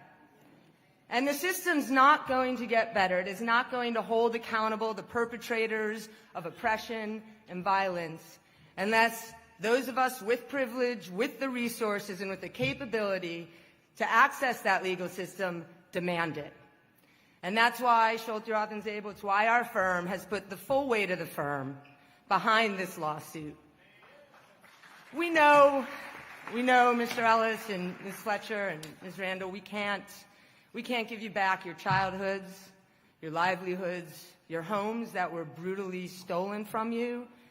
But we do hope that we can play some small part in repairing your community, all of your community, through reparations, through restitution, through respect, and take a step toward eliminating the racial disparities that are pervasive and the persistent inequality of opportunity. And we do think this can happen through the courts. We're going to get there through the courts, but also outside of the courts, and it's why we are so proud. We're proud that we can be in a position to be advocates for you. We are so honored to be co-counsel with DeMario and the amazing legal team, who we finally have met in person, LaShondra and Cordell and Eric and Stephen, and there's so many. We're so proud to be part of that legal team. But we're also proud to now represent, also as our client, the Justice for Greenwood Foundation. There's so much to do, and as Michael said, our firm, not just lawyers, but non-lawyers, our entire firm has put our time and energy and our hearts into Justice for Greenwood, from doing estate planning for survivors and descendants to working very closely with Greta and DJ at Justice for Greenwood on the oral history and descendant outreach project, and just providing general counsel and legal, business, operating, any advice that we can give to Justice for Greenwood Foundation. We are here to give it. So I will say I stand here incredibly humbled and awestruck of the survivors and all of you, the entire community, raising your voices, demanding justice. We are so grateful and honored that you are allowing us to represent you and, as I say, to play some small role, to be just one tool in your toolkit to accomplish that. As Representative Lee said yesterday, while we may be members, thank you for giving us an opportunity to be part of the movement, to be moving. And you have friends we are a large firm in New York.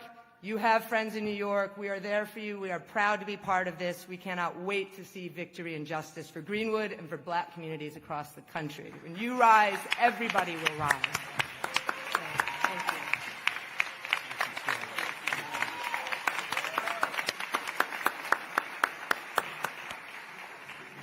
This is a point of personal privilege. I've seen Sarah at work now, and I want to get her ancestry trace because I think she might be related to John Brown. She's ride or die out here in these streets. Okay? Having DeMario's back, there's been an all-out attack and a character assassination, not just on the survivors, but also of their attorney. You've seen the commission busy at work with all the dirty tricks, and Sarah's been right there making sure that they get the facts right. $1 million isn't enough for the survivors. A $50 million pledge is not too much. You are right on, brother. They are worthy, and they're not going to demonize them. We didn't tell them to cancel the events. We just told them their priorities weren't straight. And so we'll just move right along.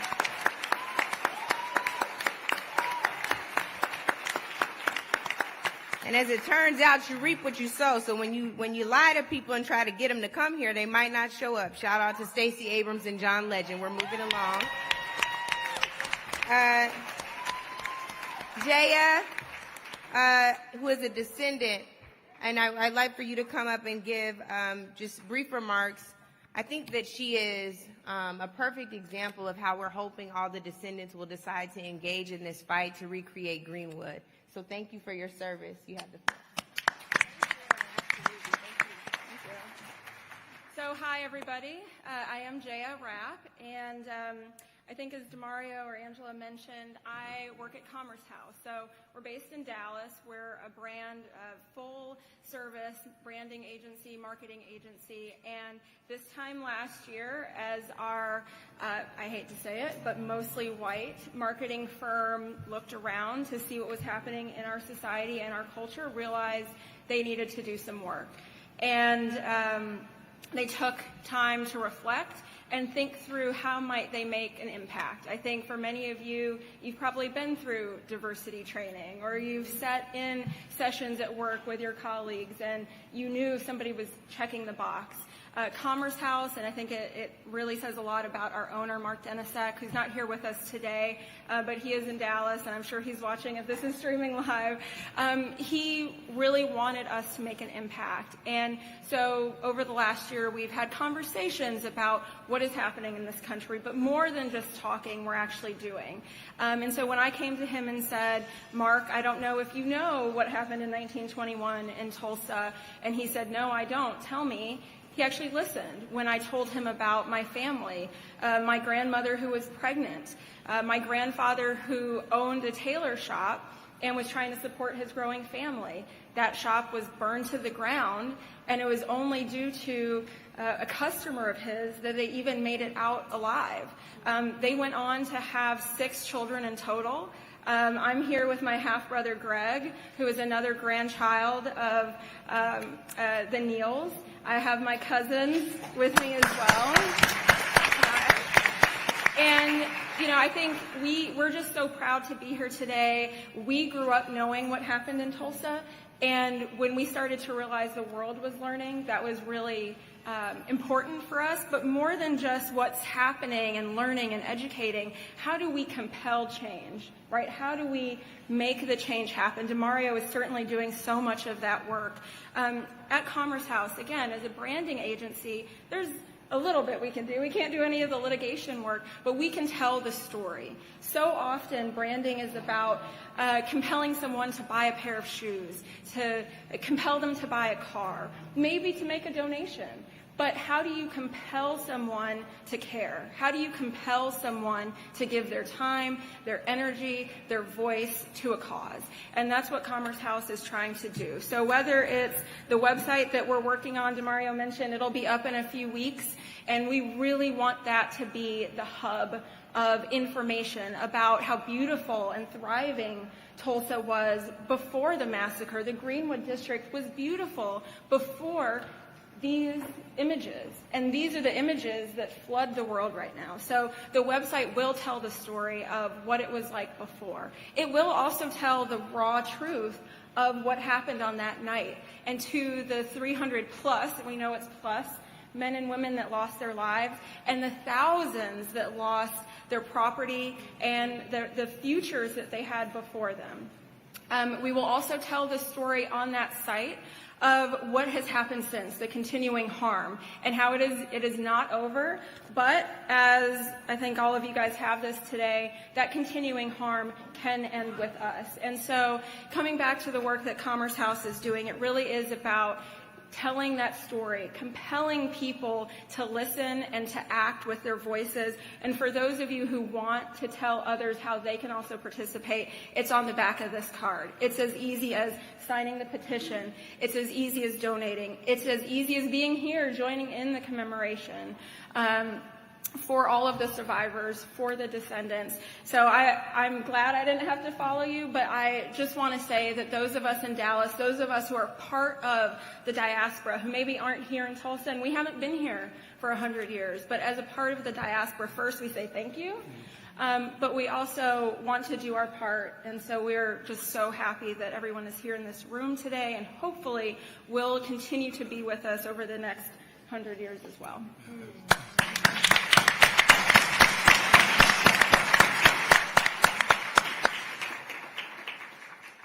Next up is someone who is so powerful, and I had the opportunity to work with her when I was at the CBC, a voting rights champion, really a champion of all things for racial advancement for us and for all marginalized folks. Nicole Austin Hillary is the director of the Human Rights Program at Human Rights Watch. If I can have you come up now, Nicole Austin Hillary.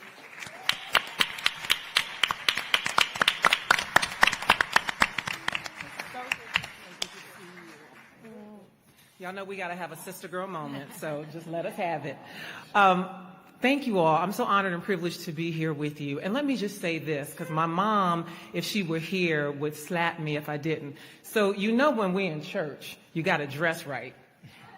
But we went to the soil ceremony this morning, my team and I, and then we've been hanging out with our partners, Councilwoman Vanessa Hall Harper and Christy Williams. So we are dressed to do the work. So forgive me for not being in heels and pearls today. But let me get to the substance. Human Rights Watch is here on the ground in Tulsa because the fight for justice is a human rights issue. That's right. And for anybody who tells you that it's not, you tell them they're lying. There are some folks who think about human rights as something that happens in other parts of the world. Some folks falsely think, well, human rights issues are things that happen in foreign countries. We don't have those issues in the United States. Like heck, we don't. We are a nation that is built on slavery, on free labor, on degrading, on pillaging, on taking from and not giving voice to the people who have built this nation. And those are human rights issues. And that's why we're here with you all. We started our work here with my colleague, John Raefling, who is out there with us today. John Raefling is our senior researcher for criminal justice. And when Brother Terrence Crutcher lost his life, John came here to Tulsa. And he said, we're going to study this policing issue and we're going to figure out what is going on there. What is wrong that black men like Brother Terrence Crutcher are losing their lives? Something's wrong in Tulsa. And my colleague, Brian Root, who is an economic statistician, magician with numbers, came with John and said, okay, we're going to figure this out and we're going to pull together the data because we need proof. We need evidence, Brother DeMario, Lawyer DeMario. Right. Lawyers need proof to show what is going on and what's wrong. And that's how our work started. And we came here because we wanted to be behind Sister Tiffany. We wanted to be behind the Crutcher family. We wanted to be behind all of the people here in Tulsa who needed to have justice. We wanted to empower them and serve as a voice for them to lift them up. And so that's all we are. We are a tool. And from that work, my colleague Dreesen Heath, who is our racial justice researcher and advocate, who I'm going to let you hear from, said to me, and Dreesen came with me from the Brennan Center. when I came to Human Rights Watch. And Dreesen said to me long time ago, she said, Nicole, we cannot be here doing this work on race and not talking about reparations. You cannot talk about justice. You cannot talk about race without having a real honest discussion and doing something about reparations. And so Dreesen, through her work, is doing that. That report that you talked about, Angela, that's bad, that tells the truth, that's Dreesen's work. So I want you all to hear from Dreesen so you can hear more about that work. And I'm just going to leave you with this. We are going to be here with you in Tulsa. We are going to be your ride or die until we seek reconciliation and justice for you all. And we are working at all levels. We are with you here in Tulsa. We are with our leader, Congresswoman Sheila Jackson Lee, pushing for H.R. 40. Because it has to be from the top to the bottom and everything in between to get the justice that you all deserve and that you all must have if we're going to be a country that is true to our principles and values on race and on providing equity and justice for everyone. So I want you to hear from Dreesen next. Thank you, Congresswoman. This podium is still hot from Brother DeMario. It's always a privilege and just honor to be in this space, to walk the streets of Tulsa, to walk the Greenwood district. So many people refer to this space just as Black Wall Street. And there were 40 square blocks of people living their lives, people succeeding, people thriving. Let's not narrow this space to the maximum prosperous space that it was and still is. All of that richness lies within all of you in this room. We may not see it materially yet, but we will soon. But the richness lies in each one of us here, absorbing each other's energy and, continuing this outlasting journey towards justice.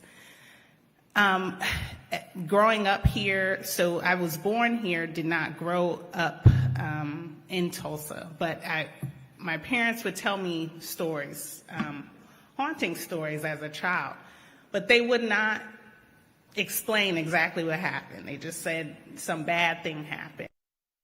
As a child in the New Haven Public Library, just started discovering pictures, pictures of Black bodies burned, pictures of homes destroyed, and ever since that moment, it was like my discovery of that, and like 7 years old, haunts me to this day. And to be in the presence of Mother Fletcher, Uncle Red, to then testify in Congress alongside you all, to just be in that energy, knowing all that you've been through, knowing the many people that have died waiting for the very thing that you had to go to Washington, D.C. and plead for. It's not right, it's not just that you had to do that. But all these people in this room are committed to fighting on your behalf, to fighting for this community, right? And reparations is not a bad word. Can I get a reparations now? Reparations now.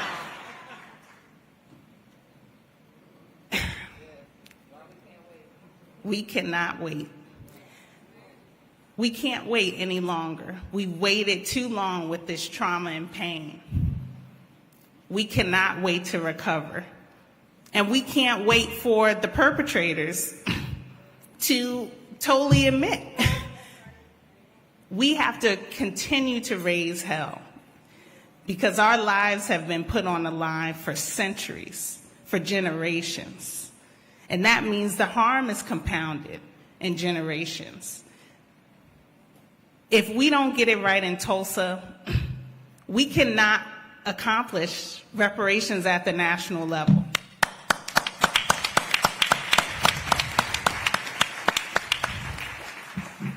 And I truly mean that. We're talking about one of the grossest human rights violations in this country. And the compounded racist, discriminatory policies thereafter. Okay? It doesn't just matter that, people being killed in the massacre, being shot, being burned, being lynched. That's no different from how people are dying today, right? You don't have to be shot, burned, and lynched to experience Black death in this country at the hands of white supremacy and at the hands of systemic racism. So we need to be committed. Everyone in this room, so many cameras are going to go off after June 1st. Everybody in this room has to make a commitment to stay.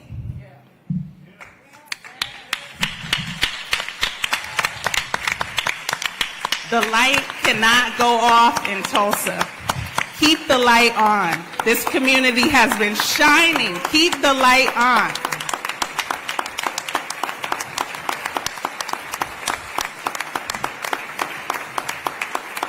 So, reparations now.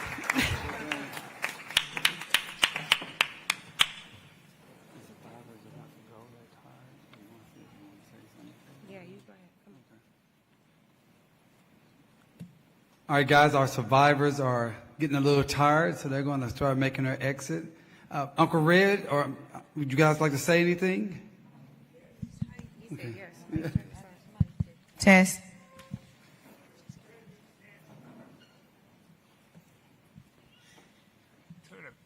To the President of the United States, I'm pleading for justice and reparation. I have waited for 100 years for this. And it's my great opportunity to say this. We are one. We need this. We earned this. So, I'm waiting. That's all I have to say. Thank you so much. You want to say anything, Mother Fletcher? Mother Fletcher said, my brother spoke for both of us. Thank you, Mother Fletcher. Thank you, Uncle Red.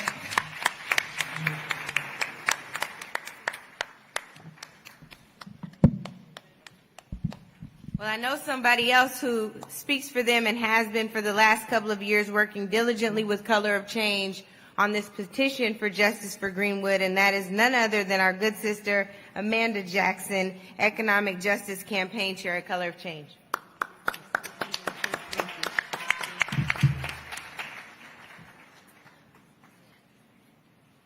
Hey, good people. I just quickly want to highlight a theme, I think, that's important with what we call today as Memorial Day and why we're here. So I'll say Color of Change came into this effort when I started in 2019. I sought to bring attention to the comprehensive nature of all of the Black Wall Streets in this country. There is somewhere nearing a dozen that we've been able to unearth as we talk about Black Wall Street, what Black Wall Street has meant. And then all in all, just the pinnacle point of Black economic success. And so I'll read some of those, but before we get there, I want to talk about today being Memorial Day, and this day being the day that we've come to honor those who serve in the military. But the origins of this day are rooted in Black Charleston, South Carolina. when the Union soldiers who fought to ensure that the freed blacks would be freed black people were murdered and just sort of left as they were. It was freed black people in Charleston, South Carolina that gave them a proper burial and sought to commemorate what they fought for. And the narrative of what today is in terms of service, how that has been stripped from that community, from those people, from those black people who wanted to lift up everything that has happened. And that is incredibly synonymous with the way we talk about Tulsa, and how Tulsa, too, has lost, or some of the story, some of the narrative around how we talk about Tulsa has been stripped away, and in our efforts of wanting to control and own who and what we are. And so as we talk about Black Wall Street, so I think it's incredibly important to lift up, this Black Wall Street, the Tulsa Black Wall Street. And as has been named throughout this weekend, Tulsa is America. What happened here in Tulsa happened everywhere. In Durham, North Carolina, the all-black neighborhood of Haiti, because much of the folks who resided there came from Haiti. In the same way, the first black insurance company was there. The building is still there, still owned by black people. In Wilmington, North Carolina, we had an all-black elected government, also all black banks, black theaters, black libraries, in the same way that we know Tulsa also faced the same fate as Tulsa, in that a mob and a sanctioned white-led massacre also burned Wilmington in the same fashion that it burned Tulsa. In Columbia, South Carolina, there were black-owned grocery stores, again, black-owned libraries, right? Black-owned boutiques, black-owned shops. In Birmingham and Boley, not too far from here, and Mount Bayou, the stories go on. And so when I started my third campaign here at Color of Change in 2019 was to lead this effort. And that effort carried us through the spring of last year until we connected with our partners at Human Rights Watch. You've just heard from them, but I want to say their names again. Dreesen Heath, Jerry Johnson. Jerry's somewhere. Yes, I must lift up our comms expert in the back. He's Jerry. And of course, the Nicole Austin Hillary. And then in our effort in wanting to tell the story of our Black Wall Streets, worked together with Congresswoman Sheila Jackson Lee on H.R. 40. And so in this effort, like our partners, we are partners. We are here simply to tell the story, to push the story forward, and to support what that is for you all. We are equally a tool, and we're here to listen, receive, be a sponge, and then whatever we get, we take, we're going to wring it out. We're going to make sure that what we wring out of that sponge flourishes, nourishes, and revives in a way that only this community sees for it to be. And so my last two bits, as we talk about reparations here at Color of Change, we are a digital organization, the largest online racial justice organization. We always leave with a call to action. So we talked about H.R. 40 with the Congresswoman. If folks could take out their cell phones, some of you might have already done this, but we're going to try again. There are two things I'm going to ask you to text. And I believe the number, yes, here we are. So to 55156, I'm going to ask you to text the word reparations. And I'm also going to ask you to text the word Tulsa. Two separate texts? Yeah, two separate texts, 55156. And both of those texts will support our mobilization efforts. And in talking about our mobilization efforts, I want to lift up my colleague, our senior campaigner, Falashade Pine, and all the work that she does. Yeah, Falashade is another critical important here in this effort. But as we again seek to revive the spirit of our Black Wall Streets with this centennial celebration, we, like I said, will only amplify these voices. I personally am so incredibly full. I'm so full from all that I've just been able to allow myself to be steeped in. I'm full from the generosity, the warmth, and of course the spirit of the ancestors who are absolutely here. So thank you, Tulsa. Thank you for offering that. And we are with you. And like we say at Color of Change, until justice is real. Thank you.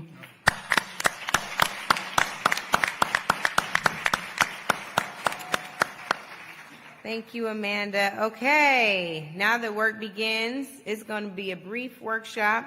Somebody preached and got us ready, so we know our marching orders in advance. So the small group discussions will be with your tables.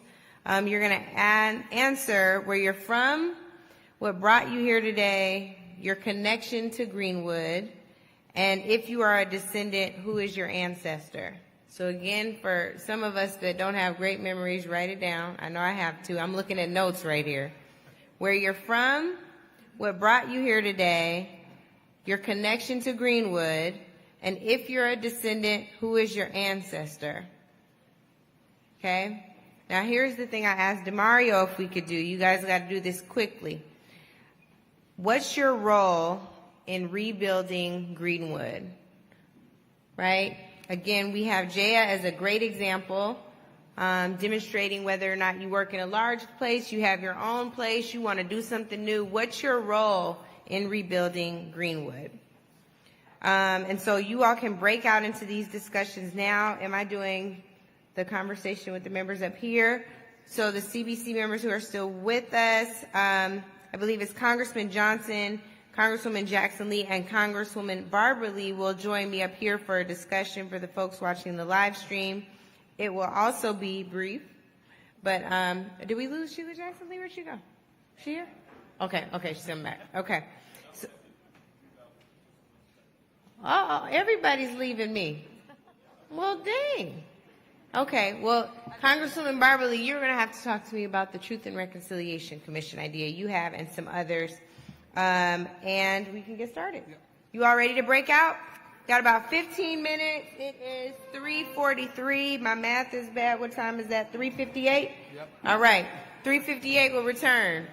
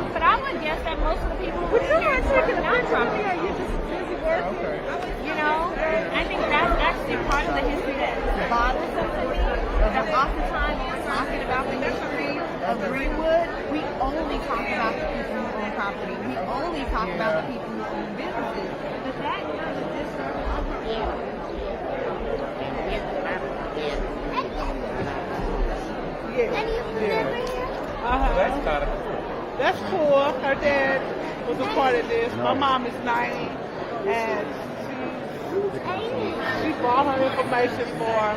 She's been talking to Mr. Mercer over the phone, but we brought information about her dad, which had the barbecue place here in Tulsa. Yeah. That's awesome. That's awesome. So where do you live now? I'm in Tulsa. Okay. Greenwood. Okay. I'm really excited about my grandfather having a part of this and my mom being a descendant. I guess I'm a descendant as well. And a lot of the siblings do have their own business. We have our own business. And so what do you do? I have a child. Okay. Okay.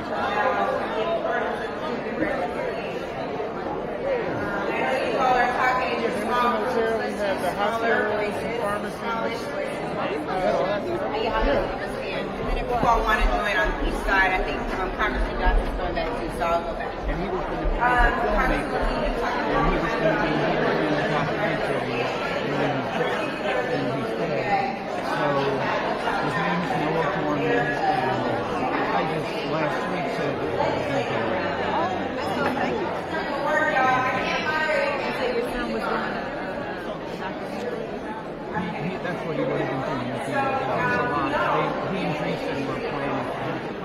That same process needs to happen here. What would you encourage a state legislator, city councilor like Vanessa Hall Harper to do to ensure that process occurs here as well? For me, I got your legs, so yeah, we're hoping. So it was too bad most of them are not here. She's on I think it's important that the truth be told. Because the truth in America, as it relates to African Americans, has really never been authentically told in a way that promotes not only healing, but restitution and reparations. And so what we have to do in America is finally have a come to Jesus moment. Yeah.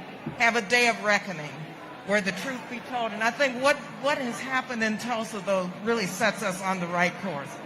Because, in fact, now I truly believe that we're going to pass H.R. 40 because this is a moment of reckoning. Yeah. This is the truth being told, and this is going to help us move forward and get H.R. 40 passed. So the truth shall set you free. Yeah. I love that you referenced H.R. 40, Congresswoman. Of course, our lead sponsor of the bill is Congresswoman Sheila Jackson Lee, who's sitting right here. My favorite moment of you introducing this bill was knowing that you were carrying on this legacy from now past Congressman Conyers, who introduced H.R. 40 every Congress since 1989.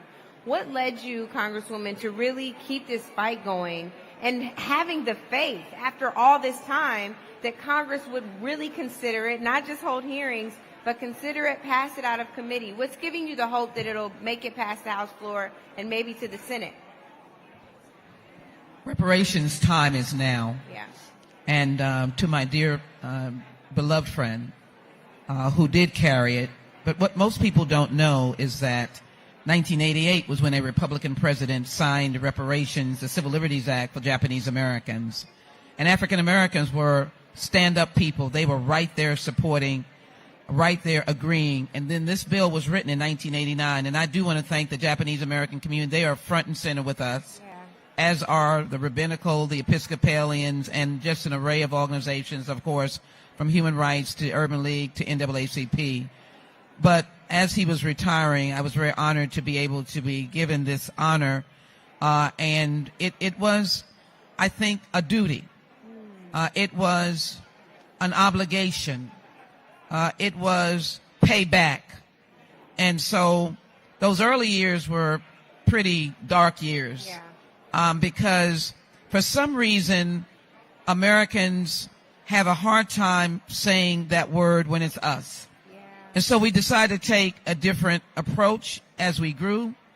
My sister, our names are similar, and we became in partnership with the idea of truth and reconciliation, but with the idea that H.R. 40 moves to create that pathway.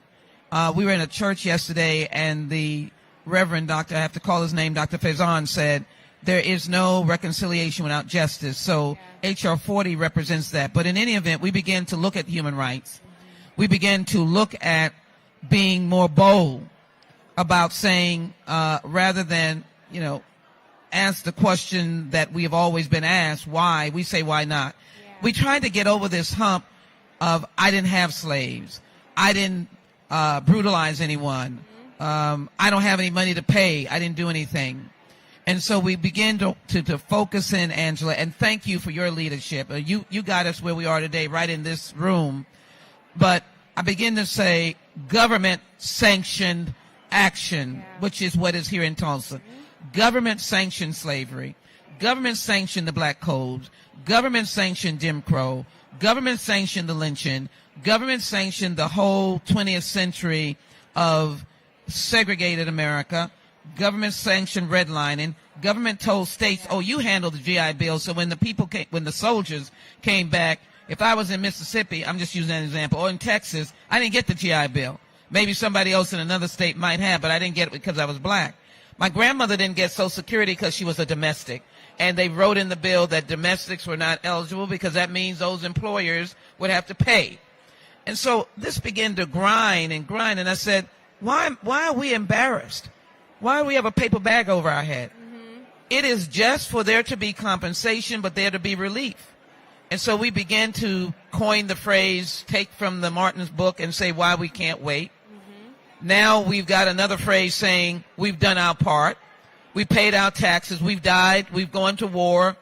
And then tragically we become the fodder for the mass incarceration and the fodder for black men on the streets with police misconduct. Yeah. And so that's where I came to say that this is a moment in history. This year we must pass H.R. 40. Now, that is in tandem with justice here in Tulsa.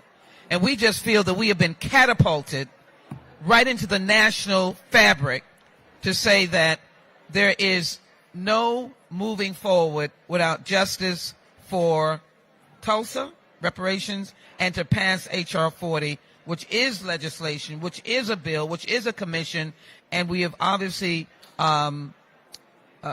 modified. So it is more than what John said, and he welcomes that. It is to develop reparation proposals reported back to the United States Congress to act on. And I know leaders like Angela Rye will not let us sit on a reparations bill that we should be acting on. And we thank you all for that. And we just think that we've just been overwhelmed by the wonderment of where we've been over these last couple of days, that we really do have to act. And act on H.R. 40. Thank you, Congresswoman Jackson Lee. It has been so encouraging to watch you work around this. I think Ms. Lawrence said it best. We're planting trees, and Congresswoman Jackson Lee is like, reparations though. So thank you for that as well. Congresswoman Blunt Rochester, I want to turn to you because we were just sharing space yesterday, and you said something so profound about feeling the spirit of the ancestors even during the January 6th insurrection. Feeling the spirit of the ancestors in a positive way to let you know that you're resilient and powerful. But there's another kind of thing that's hovering around this reparations discussion, and that is the questioning of our humanity, right? The reason that we're not worthy, Congresswoman Jackson Lee just hinted at that. And I think it's really the reason that people felt like they could go back to Capitol Hill, tear it up, and take their power back. What are some of the things that the Congressional Black Caucus, state and local elected officials here need to be working on to deconstruct that mentality, so when we fully embrace the Black Wall Street mentality, we have the ability to really implement what was destroyed? Thank you, Angela, so much for that question, and thank you for your leadership. I mean, first of all, I want to acknowledge that this moment is a moment of urgency. Yeah. And that it is the collective that's going to make the difference. And so what's really pushing this across the country, even being in this room, seeing people from Dallas, Texas, seeing people from all over the diaspora coming together at all ages, from over 100 years old to the young people. A young boy named Preston came to me this morning, and he said, I'm afraid to ask this question. But he said, in my school, I heard they just passed a law that they can't teach us about Tulsa. And so what I committed to that young man was that when we go back, in addition to talking about reparations, we're talking about education. I'm on the Energy and Commerce Committee in Congress. We focus on healthcare. We focus on commerce and trade. It's got to be all hands on deck. Every single person can play their part. And that's all we're called to do. And so being here for me, having been up in that gallery during the insurrection, I could feel the spirit of our ancestors.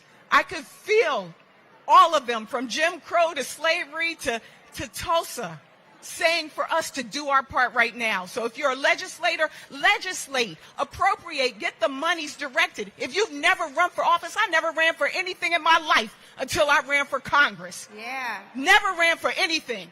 We got to stand up for ourselves. We got to run for office. We got to help and support each other, and we got to support our legal teams as well. So I'm just glad to be a part of Tulsa. The one line that came out, keep the light on. Yeah. Keep the light on. We cannot let this day go by. And we've committed that we're going to pass H.R. 40. Yeah. We're going to pass H.R. 40 this year. This year. This year.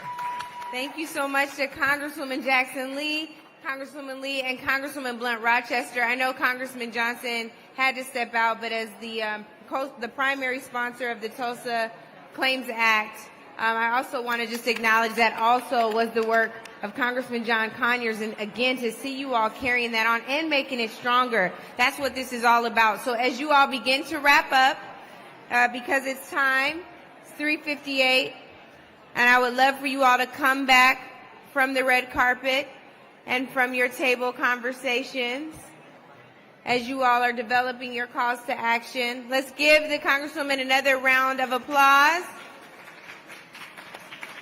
Thank you. We're not quite at the benediction, but we're close. It's almost my benediction because I have to go try to catch a flight. And my brother left me up here. DeMario, come back. Well, can I just shout out to the people from Texas? I know you're in the room. Paul Davis, I know AME members. I know they're all around. Thank you so very much.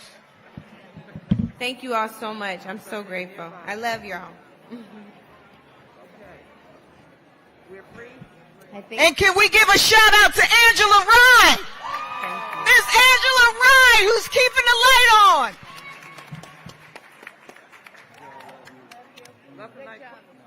Nothing like classmates.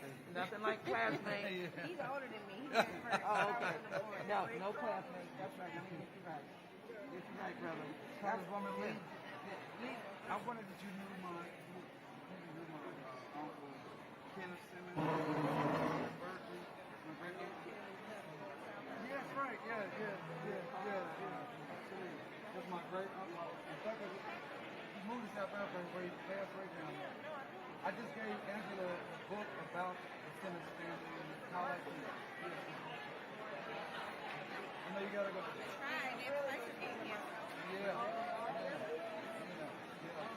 Son, Ken Simmons, I went and visited them back in 2001 down in South Africa.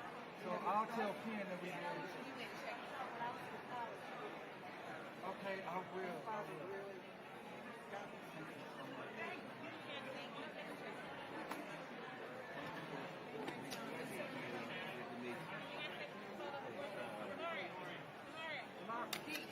Come back. Sorry about that, brother. No, you're okay.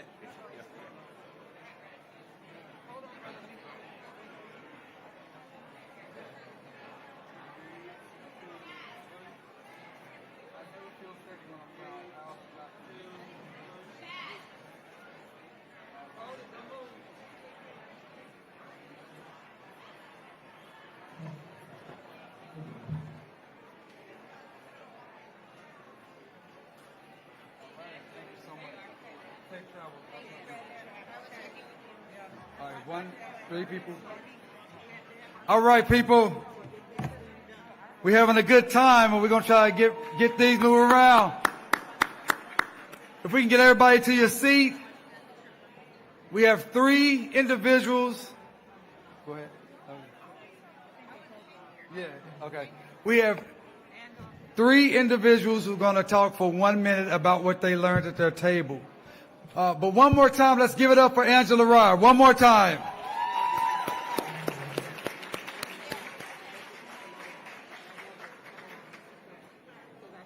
Okay, DJ. You got Raven. Is Raven one of them? Yeah. We got, okay, let's get the first one. Okay. Oh, you can go right there. Hello? All right. Yeah. Hello, everyone. My name is Deandra Ware. I am a graduate of Langston University and a member of Alpha Kappa Alpha Sorority Incorporated. At our table, we were filled with people that had backgrounds in education and other African American enthusiasts. We've chosen as our mission to educate ourselves to educate others. All right. Hello, my name is LaShondra Houghton, and at my table I had a whole group that was from California to North Virginia, Ohio, Florida, and right here in Oklahoma. I was so proud to be with these people because most of them I had never met, but they are my ancestors, they are my descendants, they are my relatives. Yeah! Proud moment to meet my family that I have never met before. This has been a blessing here. We came here for justice for Greenwood, but I realized that we also came here to join our families back together. Yes. It is time, it is now, and it is time for us to take advantage of it. So now I ended up meeting a lot of our family that was from our Holloways that actually owned the Holloway ice cream parlor, as long as we had a dental shop. We also had the Ramsey, the drugstore with the boarding house. We had the Holloway, the siblings had their boarding homes. We had the Ramsey drugstore that actually housed many things in there, including a jewelry store, a barber shop. There was many things. And then we had our great-grandmother, who was Jenny Holloway, who actually lost a lot of property at this event. So we are here to support the initiatives that are going on. We're here to make sure that we tell the truth. All right, all right. We're here to support our people. We're here to put the people that are living here, because I am from Florida, but there is education that needs to be done. There is mental health that it's time to start healing our hearts and our minds so we can start to build our Greenwood back. Thank you. All right, all right.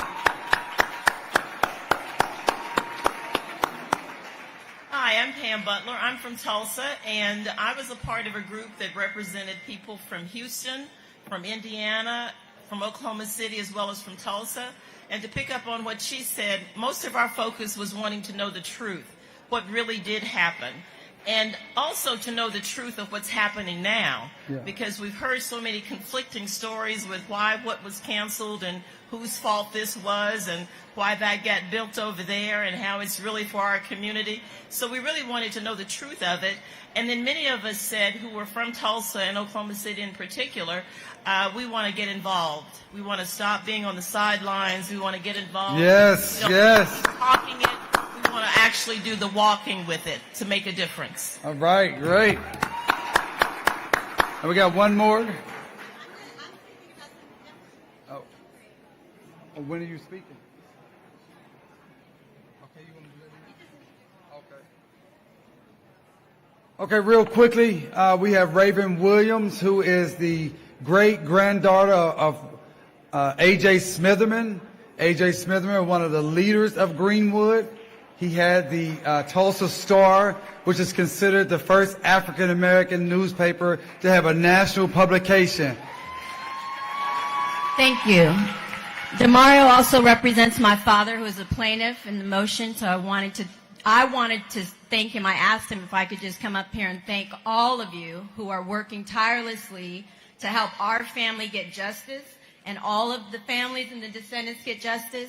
I have done 7 years of research about what our family lost and who A.J. Smitherman was and his contribution to this community. And I want to make sure that he's honored, he's respected, and that his story is not exploited, because most of what you will see and find out there with everybody telling this story, so much of it comes from his newspaper, so much of it comes from his poem, so much of it comes from his intellectual property. And the lawyers in the back who are helping with the intellectual property case, that was on my behalf too. because I called Demario. I said, I need to know what our rights are as a family, because we are being exploited. People are making money on this story. I shopped this story to Hollywood, and every single production company that's putting this story out right now turned our family down and did it behind our back, and now is making money on it. And I'm not happy about it, and I'm really not having it because I'm A.J. Smitherman's great-granddaughter, and you wouldn't be having it. So here we go. I want to give shouts out to my sister who's here from Oakland, and she's an activist in Oakland. My cousin Seth, who's an activist and a lawyer in New York, he has a minority corporate law firm.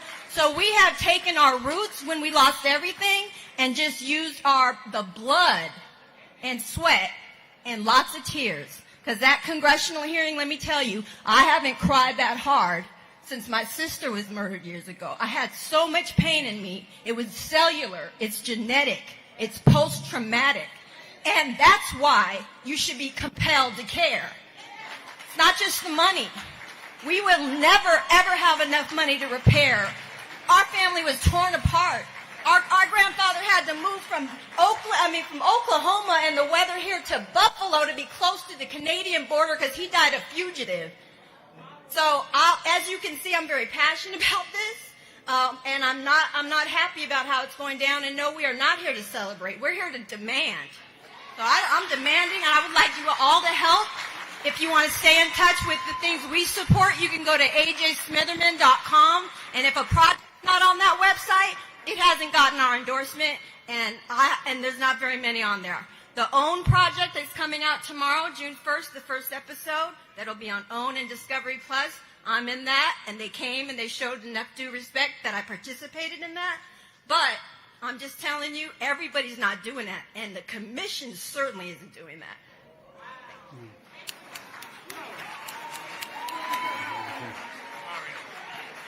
No, we got to keep going. We got to keep going. Okay, if everybody could get to your seats.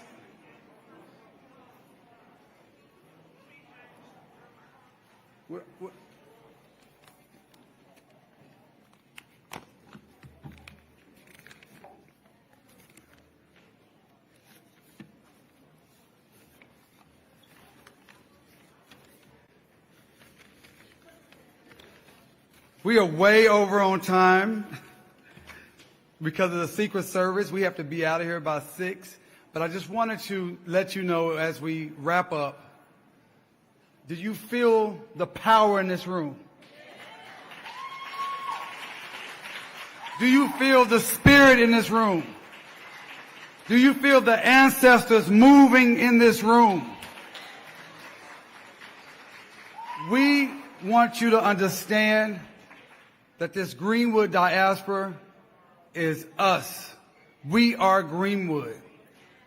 And before I get to my closing remarks, I want to make sure I do recognize our city councilor, our fighter, the first African American to be chair of the City of Tulsa City Council, District 1, Vanessa Hall Harper. Give us some love. She's fighting for us every single day down at that racist City Hall. And we appreciate you. We appreciate you, Vanessa. I also saw, he may be gone, but we had Hill Harper was here with us, and he may be gone, but we definitely appreciate him stopping by. He's gone? Okay, he's gone. Well, listen, as you prepare to leave here, I want you to understand that Greenwood was a love story. You have heard about Dick Roland. We know the story of Dick Roland, a shoeshine boy. Now, what was he? What was he, a lawyer? Was he a doctor? What was he? He was a shoeshine boy. He was a shoeshine boy that we've been told he got on an elevator with a young white woman named Sarah Page. And this young white woman, Dick Roland, was falsely accused of sexually assaulting her. And we all know how many countless black people and black communities and black businesses and black everything have been destroyed because of these false accusations. But that's not the love story I'm talking about. The love story is that Dick Roland was a shoe shine boy. He was not a lawyer. He was not a doctor. He was not an important, high-ranking official in Greenwood. But the community loved Dick Roland as much as they loved A.J. Smitherman. The community loved Dick Roland as much as they loved J.B. Stratford. The community loved Dick Roland, a shoe shine boy, as much as they loved the great Dr. A.C. Jackson. Because that's what it was about in Greenwood. It was about the community loving each other. And as you leave here, we are Greenwood. We are Greenwood. We are Greenwood. We have to have the love that Greenwood had for a shoe shine boy. If you're from Detroit, if you're from New York, if you're from Cleveland, Oklahoma City, Kansas City, Denver, it does not matter. We must have the love that they had for Dick Roland for all of us. We must work together. Join Justice for Greenwood. Sign up for Justice for Greenwood. Call our descendant hotline. Donate your resources. Stand with us as a block as we fight for our rights and our dignity. As we fight for policy change. As we fight for resources. As the Biden administration pumps resources into Tulsa, we want to have a seat at the table to make sure for the first time those resources come. We are what? We are. We are. We are. We are. Thank you. Have a great evening.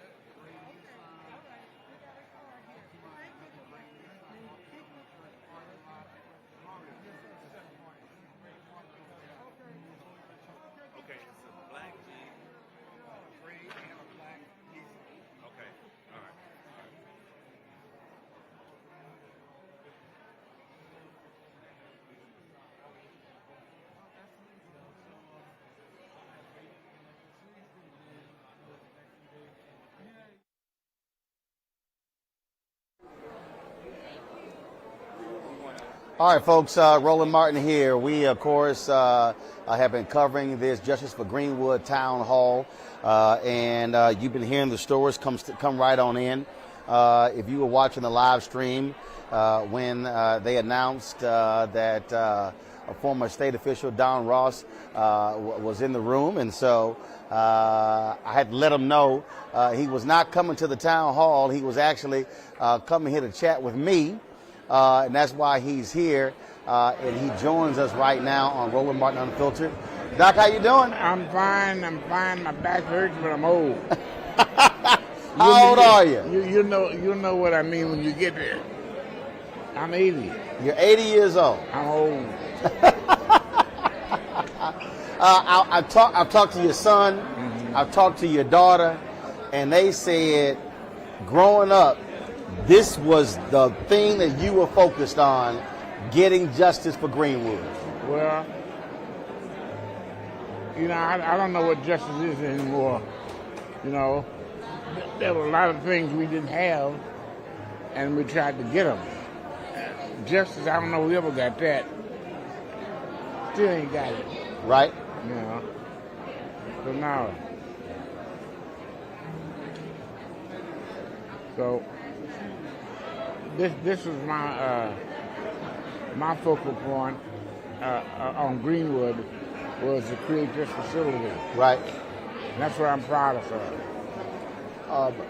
To take us back, how difficult was it how difficult was it to get this commission even approved? To take us through that. I mean, you actually... That's an interesting question because it was a trick. It was a trick? Yeah, it was a trick. See, in the legislature, they don't give you half of what you want, but they'll let you study it. All I wanted was a study, because I could open the door from there. Right. So when I presented that I demanded this, and this, they said, "No, we'll give you a study though." I said, yes. And so it all came out of the study, you know. But that was part of my plan. I've been there 20 years. I know what they do. Right. It's like game recognized game. Yeah. Now, when you were in the legislature, how many other African Americans were there? 5. It was a total of 5 of y'all.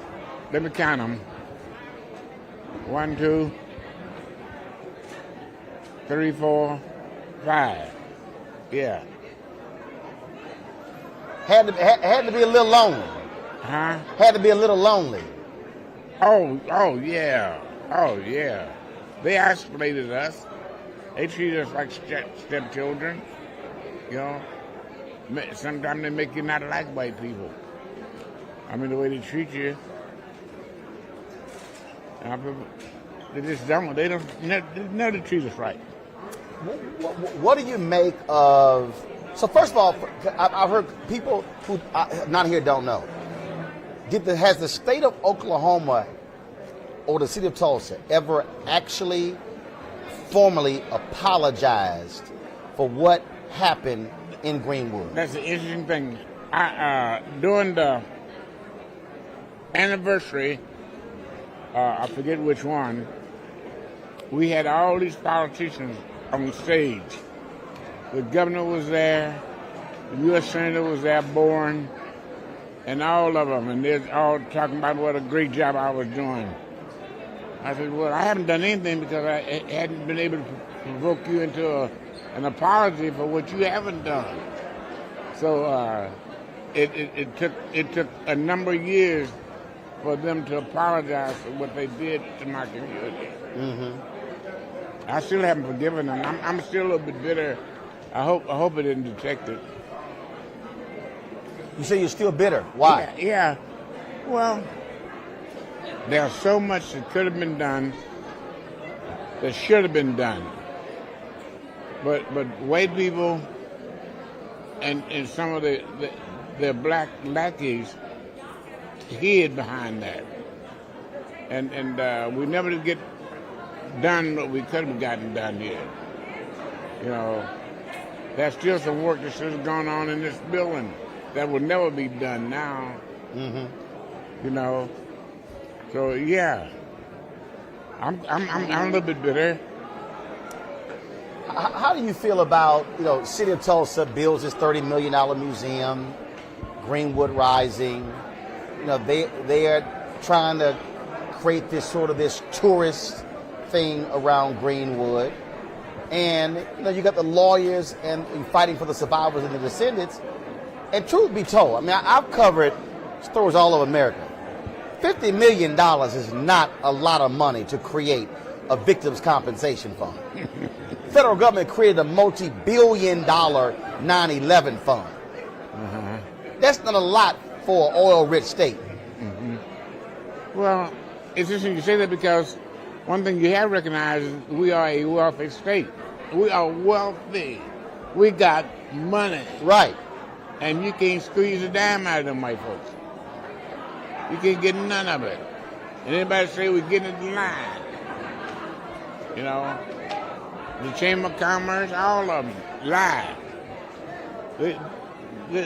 They're not right. And this building's a fluke, They needed me, and I needed them. So that's the only reason it's here. If they hadn't needed my vote, it never would have been built. Mm-hmm. So I'm trying not to be bitter because you're such a nice person. But every time I get talking about some of that old shit, I get bitter, man. I understand. Yeah. So I know it went down. And they'll pat me on the back and all that shit. Hell, when I need them, I couldn't even find them. You know?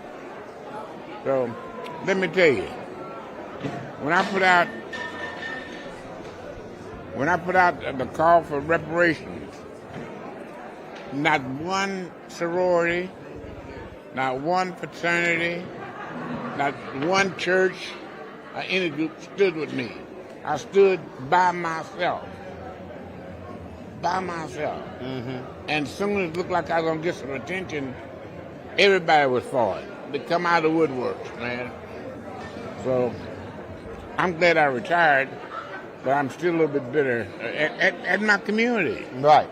You know? So we could, we had them. We could have got a hell of a lot more if we could just band it together. But that just ain't, I know it's not just Tulsa, that's everywhere. Right. That's just us. Well, because there are folk, there's a lot of folk who's scared.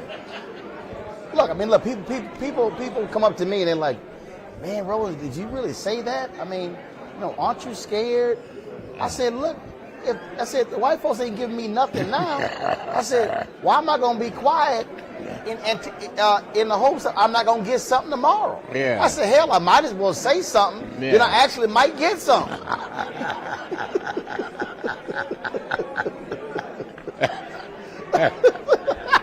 I mean, what's the Billy Preston song? Nothing from nothing leaves nothing. Yeah. Well, you know how I feel, don't you? I understand. Yeah. In many ways, I'm proud of my community, but more ways than not, we've been disappointed ourselves because so much we could have done, man. Mm-hmm. So much. But all that jealousy, city councilmen fighting the state reps, and they're fighting the state senators, egos are all around. So finally, I just quit. Mm-hmm. Now, when did you retire? In I've been in, why'd you ask me that? I've been in it 21 years. Okay. 21 years I was in it. So you figured it out. My math ain't that good. So you wrote a book, Pillage of Hope. This is the book right here. Because you wanted your story on paper. Not so much my story, but a story of how things evolve. Right. I think I'm not in that much, but how it evolved, the ride and all that stuff evolved is in there, and that's what I was writing for, really.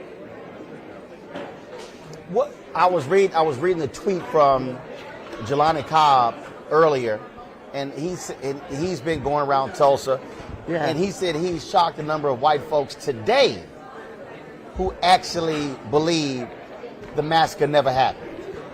Oh, I believe that. I believe that. I believe you can go 30 feet outside that front door and find something. You know, this is a racist town.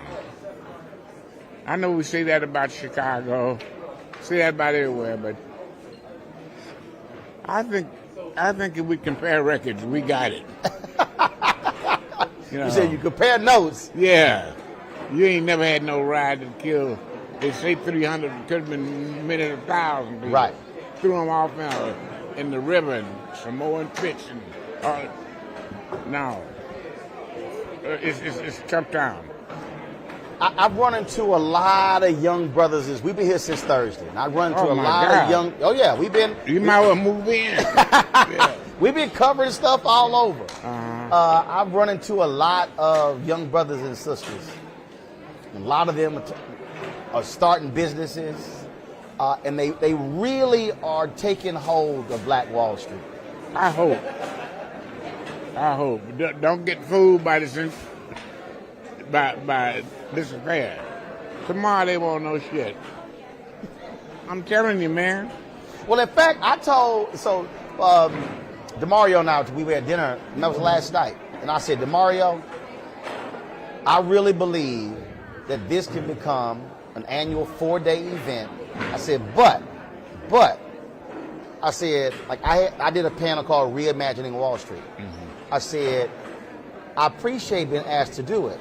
I said, but there should be actual business workshops on how to build the business, how to market, do financing. I go to a lot of business conferences, but this could really become an annual 4-day deal that is a grassroots business conference, teaching our folk how to build and sustain businesses. They started off well. Then Black Eagles got in the middle of it, and I just quit. I said, no. I mean, I didn't knock it or anything. I just got away from it. Gotta keep ego out of it. Yeah, but man, I love my community. Don't get me wrong. I got you. I know how you feel. But I just don't know what can. Oh, I get black folks who come on my YouTube channel, dogging me, talking to me. You not down for black people. And in fact, I had some cats yesterday yelling and screaming. You a disciple of the white man. And I laugh, and I just tell them, you young and dumb, just move the hell on. Yeah. You know, I don't want to sit here and worry about these fools, because I know the folk who I've talked to, who've impacted, who we've helped. And so it's going to always be a new fool. Yeah. I just kind of said, when I became ill, I just kind of stayed away from everybody, because I don't want to argue anymore. Right. Man, you don't know. Spent 20 years arguing with these Negroes. Oh, yes, you would know. I do know. I do know. I was trying to hide it from the white boy, but it's too late. He black. Oh, really? Man, you could pass. Lord, dog. But I don't know. I don't want to leave a negative. If you ask me, am I proud of the facility? Oh, absolutely. Because I pretty much single-handedly did this. Tell you how cold-blooded my people are. I hid the funding of it for 8 months until I got it all locked down. Really? Yeah. They want to make this a gym. I got a gym across the street. Got a gym over there. Every time I get open space, they want to put some goals up and shoot basketball. Man, we got about 5 gyms I know about. Yeah. So you hid the money? I hid the money. They didn't know what was coming up over here. Me and Senator Horner. When they found out about it, it was half-ass built. Yeah. We hired our own architects, the whole bit. But they were, I mean, tell them what this would have been if I turned them loose for a community meeting. So you kept it quiet, kept it to yourself? Silent. Nobody knew. They kept seeing stuff going on, so I wonder what that's going to be. I said, man, I don't know. Man, you got to know these brothers, these are co-brothers. And we had a couple of brothers, and I ain't going to call their names because we might be on TV, but they cut my throat every chance they got. Every chance they got. You know, so I wasn't about to let them have an edge on me. But then all of a sudden it get built, and you sat back and said, see, I told y'all I was going to do this. How'd you know? I could tell. Yeah. I picked it up in your spirit. Well, now, see, I can call their name, Jack Henderson and what is the other boy's name?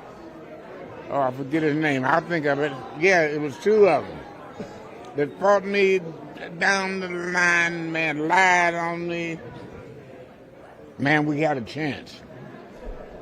And on my mama's grave, we had a chance to get $30 million. Really? To develop this whole area. The 2 black city councilmen killed it. Are you serious? My mama's in her grave, and I hope she come up and die again. The 2 black, not the white ones. White ones for it. Wow. Cold town, man. Jack Henderson and what's the other boy's name? I guess ring with him. I forget his name.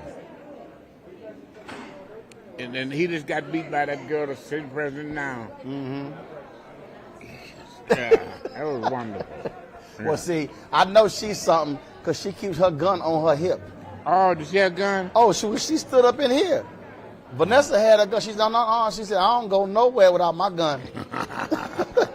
But she's special. She a bad sister. Yeah. And the boy we beat is one of the guys who's always after my ass. Mm. But it's a cold town, man. Cold town.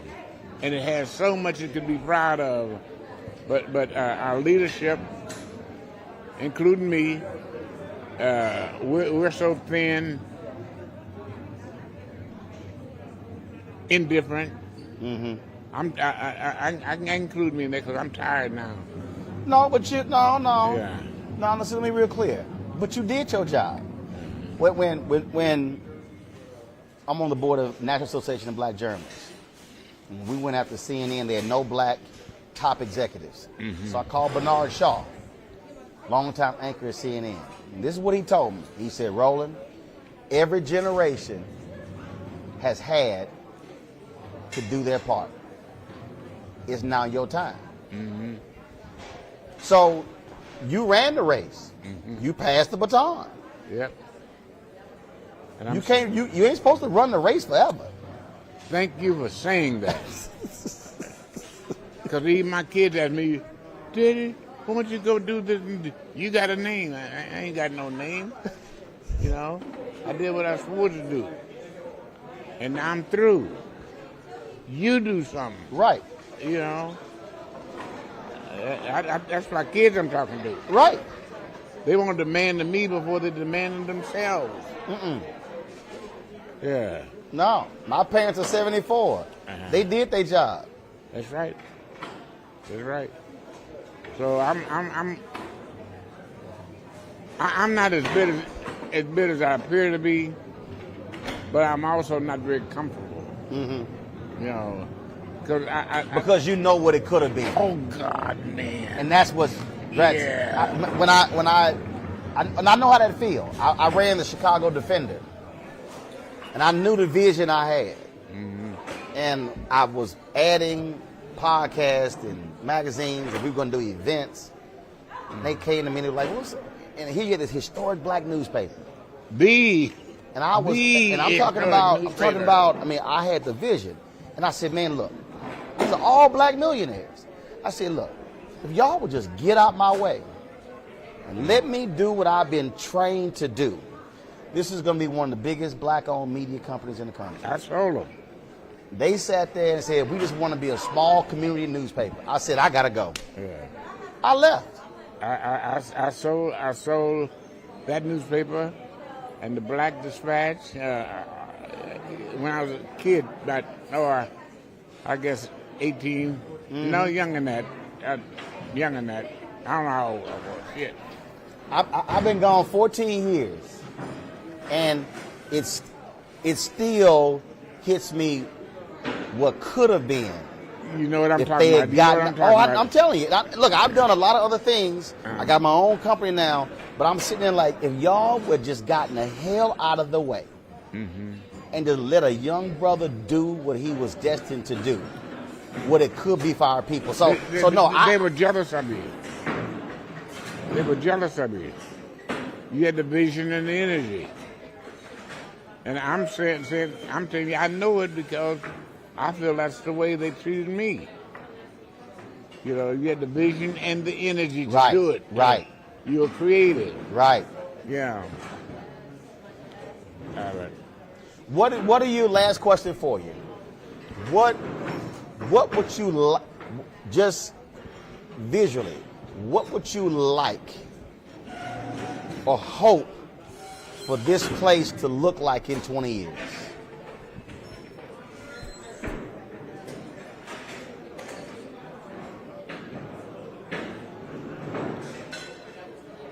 I'm going to say this, and I don't mean to be negative, but I just have to be. I don't see, including my kids, I don't see any creative energy coming up that are willing to invest. It takes a lot of time and energy. That's right. A lot of time. Right. And I don't see as long as my son is driving his Mercedes, he could give a shit less. You know what I mean? And the other one got him one of those big ass trucks, so he can give it down.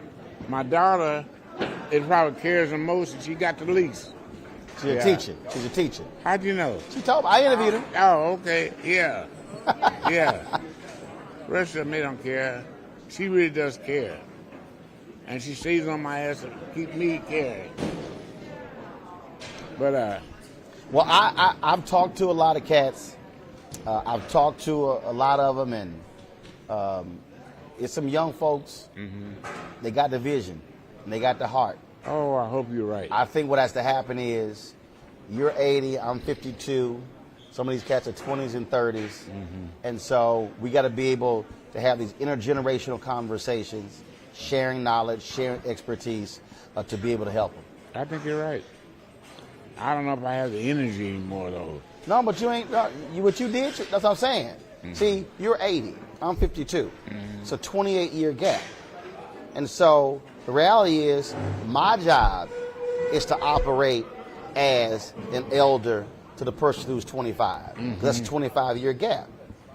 So the responsibility is, it's like, hey, you enjoy your life, go have fun. It's like, Don, we got it. Boy, you got a vision.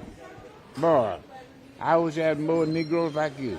Well, the reason I launched this digital company, because we're streaming this all over the world right now, is to be able to reach somebody who's watching. And they listen to you, they're listening to me, and we're teaching every single day. We're broadcasting every day to create a bunch more meetings and a bunch more use. Well, you sell advertising on it? Yeah, we do that as well. Okay. Absolutely. Yeah. But the fan base also gives to help us. They gave last year $672,000 for us to keep broadcasting. Oh, good. You have arrived. Yeah. You have arrived, my man.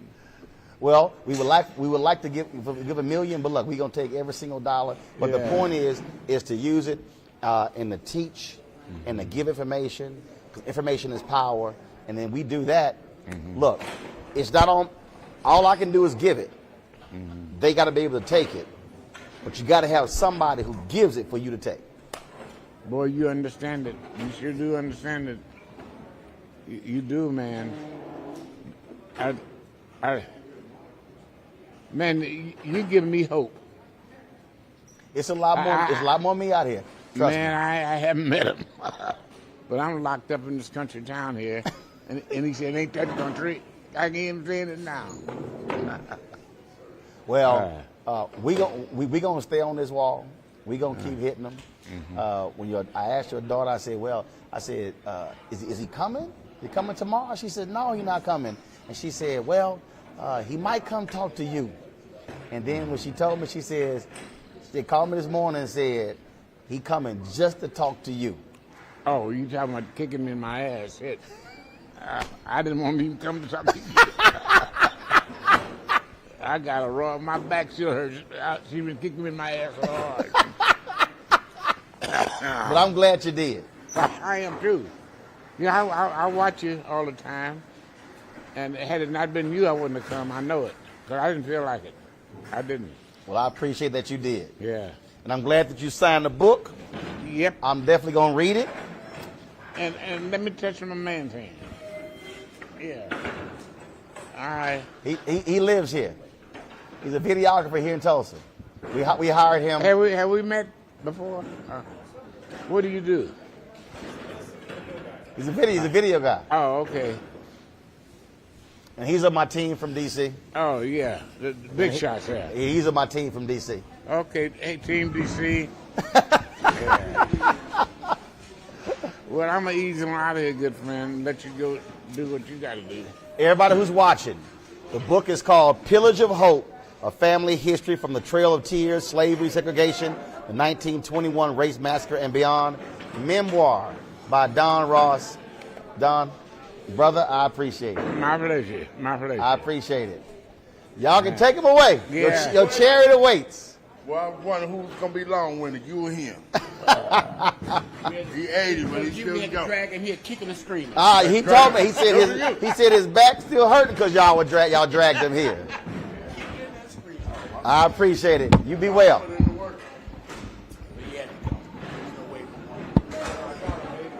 I told him. I told him I want to talk to him. Yeah, you did the right thing. I appreciate it. He talked to the right one. He So I can wear them out. No, you can't wear me out. I was one on your case. You doing this to me. You got to take credit. That's what you would do. I appreciate it, my brother. We appreciate man. You be well. All right. You take care. Yep. Yo. I want something to eat, but I don't know what. Got it. Folks, y'all can go and get it. Bookstores, Amazon.com. Former state legislator Don Ross. Oh, my God. That was one of the more interesting and insightful conversations I have had. That's probably, out of all the interviews that we've done since I've been here, that probably has been one of the best conversations that we've had here. We've had lots of them, folks. And so I want to share a few more with you. It is not just this event. It's not just Tulsa where you've had these race massacres. Yesterday, when we were at the Black Wall Street Legacy Fest, sister walked up to me and she said, "I want to tell you about my work." And I said, "Okay." And then she told me about a project that she's been working on for a year and a half where they're focused on the 100 race massacres that have impacted black people all across the country. Here's that conversation.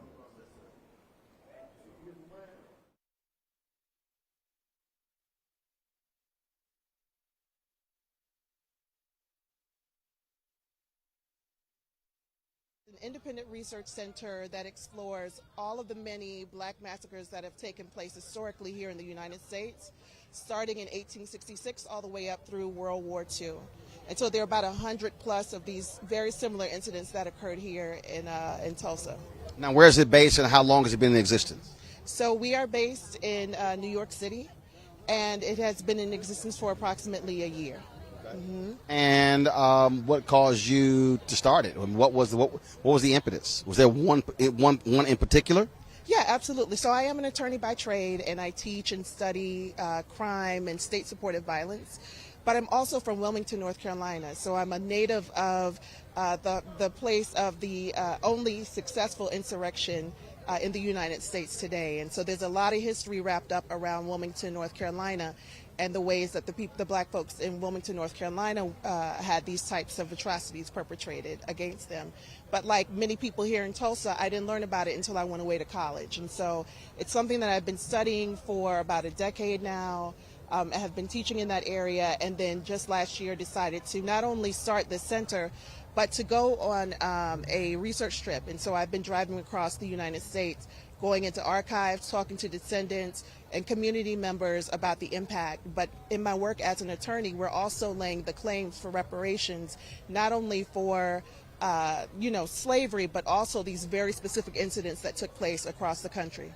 Earlier, I talked to Attorney Ben Crump, and then that was one of the things he talked about. He said that we have to pursue the legal remedies in talking about you had these businesses and homes, insurance companies wouldn't pay, and that folks have to broaden this thing beyond the city or the state or the federal government should be paying. Mm-hmm. Absolutely. Absolutely. When people think about reparations, they think about reparations for slavery, and that's very important work. But what people have to understand is that there were some very particular harms that took place in these communities. And it wasn't just Tulsa. Like I said, there were about 100 of them where black folks were resilient and thriving and creating social power, political power, financial, economic wealth. And so those harms need to be addressed, and they need to be addressed within our court systems. But isn't it also important for folks to understand that what you're describing, I'm not saying it's easy, but the reality is it's easier because you can show direct link to these incidents and actual survivors and or descendants? Oh, absolutely. Absolutely. As is in Tulsa, there are survivors that exist today, but there are also descendants where there's a tangible harm. And so we're talking about property and home. Which is again, the phrase you're using is a legal phrase. Yes, absolutely, right? Because here's the thing, unless they can do some things in Congress to address the statute of limitations, we have to rely on legal claims to make these cases. And so something that happened 200 years ago, if you don't have that legislative or congressional support, you may not be able to make a claim for that. And you really are relying on the goodwill of our Congress and of our political leaders. But if you're talking about the specific harms that took place because of incidents like Tulsa, then we can tie those directly back to a particular harm, to a particular farm, to a particular bank account, to a particular family that very likely has descendants that are walking around the streets today. All right, then. Where can people get more information on the Black Massacre Project? So if you want to learn more about the Black Massacre Project, you can go to blackmassacreproject.org. We're also on Instagram and Facebook at Black Massacre Project. All right. I appreciate it. Thanks a lot. Thank you. Take care. We straight right.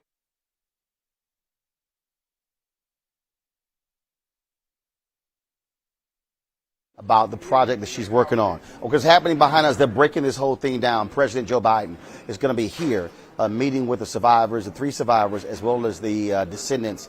That's going to be deliver remarks right here in the Greenwood Cultural Center. Secret Service is actually putting a clamp on this place at 6 p.m., so we're breaking it down. Dr. Tiffany Crutcher told us that they have submitted our name along with the black newspaper here, the Oklahoma Eagle, as well as the Black Wall Street Times, to be a part of the press pool to cover the president's remarks tomorrow. We have not heard from the White House. I've already emailed them to emphasize that black-owned media needs to be a part of that press pool when the president comes here tomorrow. And so hopefully that will all be taken care of as well. Folks, here's another conversation that we had yesterday. And this, of course, was with Attorney Ben Crump, and we were discussing the very issue of a legal strategy when it comes to dealing with these various issues of these race massacres. So here's my discussion with Attorney Ben Crump.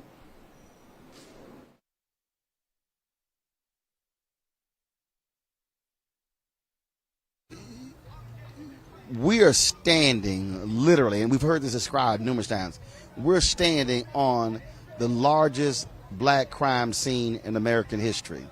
We're standing on sacred ground. 36 blocks just destroyed. Yeah, really, Roland, when you think about all the cases you and I have worked on over the years, whether it be George Floyd, Breonna Taylor, Trayvon, Terrence Crutcher, any of them, this is 100 times worse, because not only did they kill and murder those individuals, they murdered the community, and in many ways they destroyed the black culture that was the foundation for black prosperity, and it's impacting us 100 years later. So thank you for always being on the spot, first of all, when it comes to uplifting our people.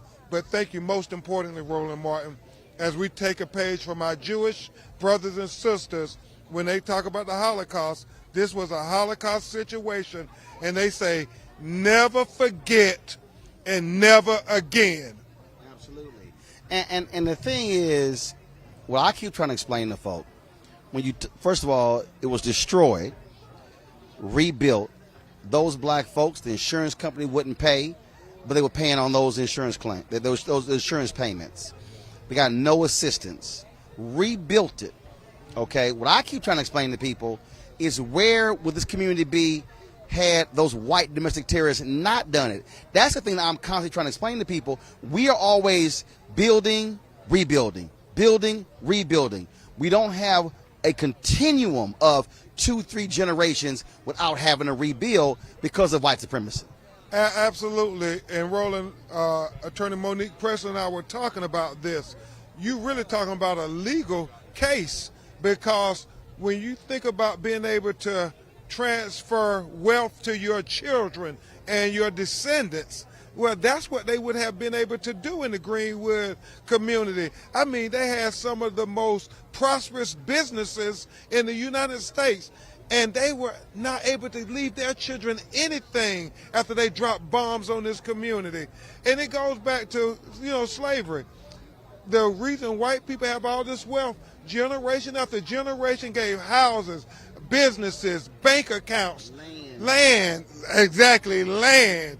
And what do we have to give our children? Clothes. Yeah. A watch. Clothes, a watch, or something along those lines. Yeah. And so that's what we're fighting, and that's why we make the case for reparations, because they have never tried to repair the harm.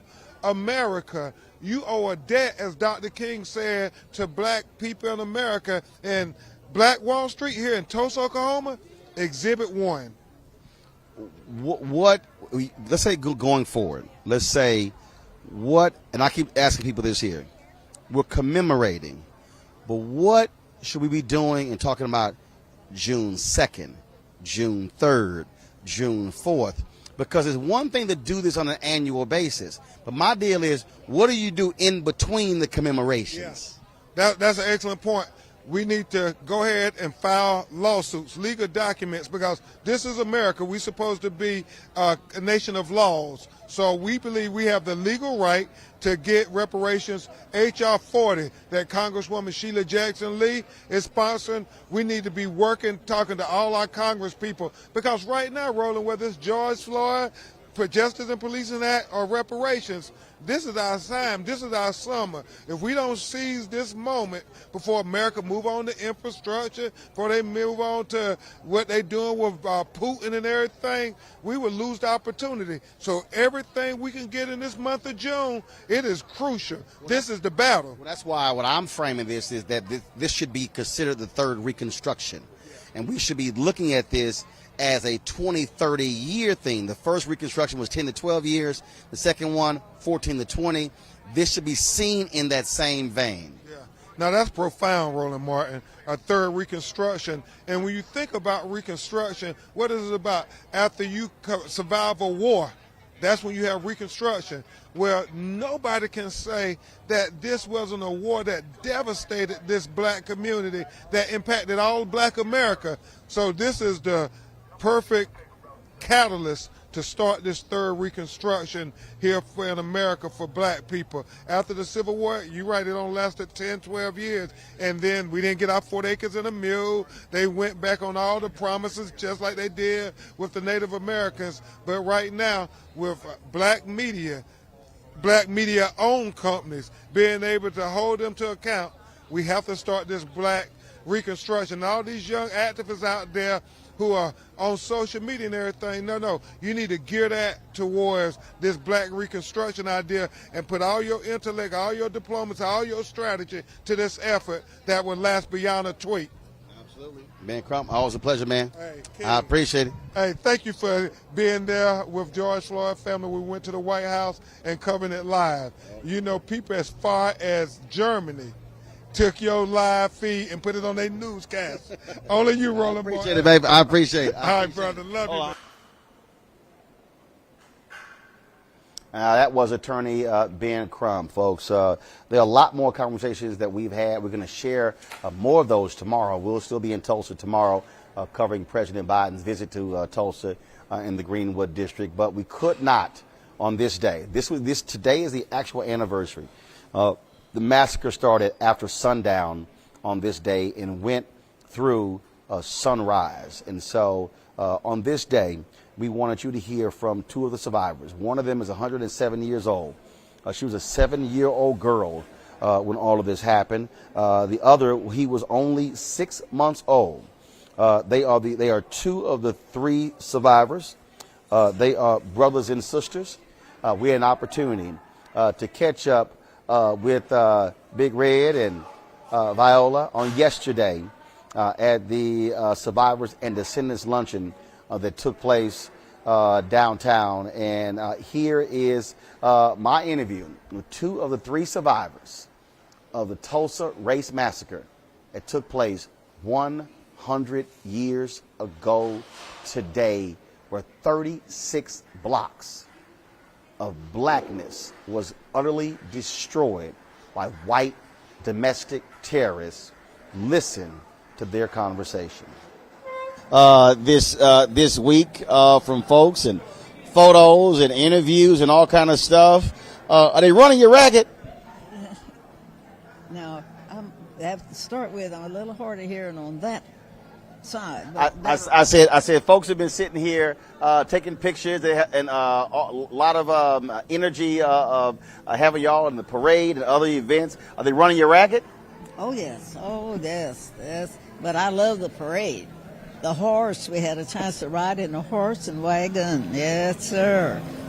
That was really enjoyed that. And I'm sure he did too. I enjoy this. This is exciting to me. This history. So many people. I'm just overwhelmed with this. I didn't think this would ever happen to me in my life. So my life has been good, but this is special. And I love attention. Love attention. Yes, I do. So I'm so overwhelmed with just, I can't get over it. I'm just so happy about this. How does it make you also feel to see a younger generation, learning the history and really now wanting to understand what happened here 100 years ago? I think it's wonderful, but I don't think enough history has been said about it throughout the years, because I've met so many people that said they've never heard about it. So I think more history is what we'll have to have, to make everybody realize that it happened.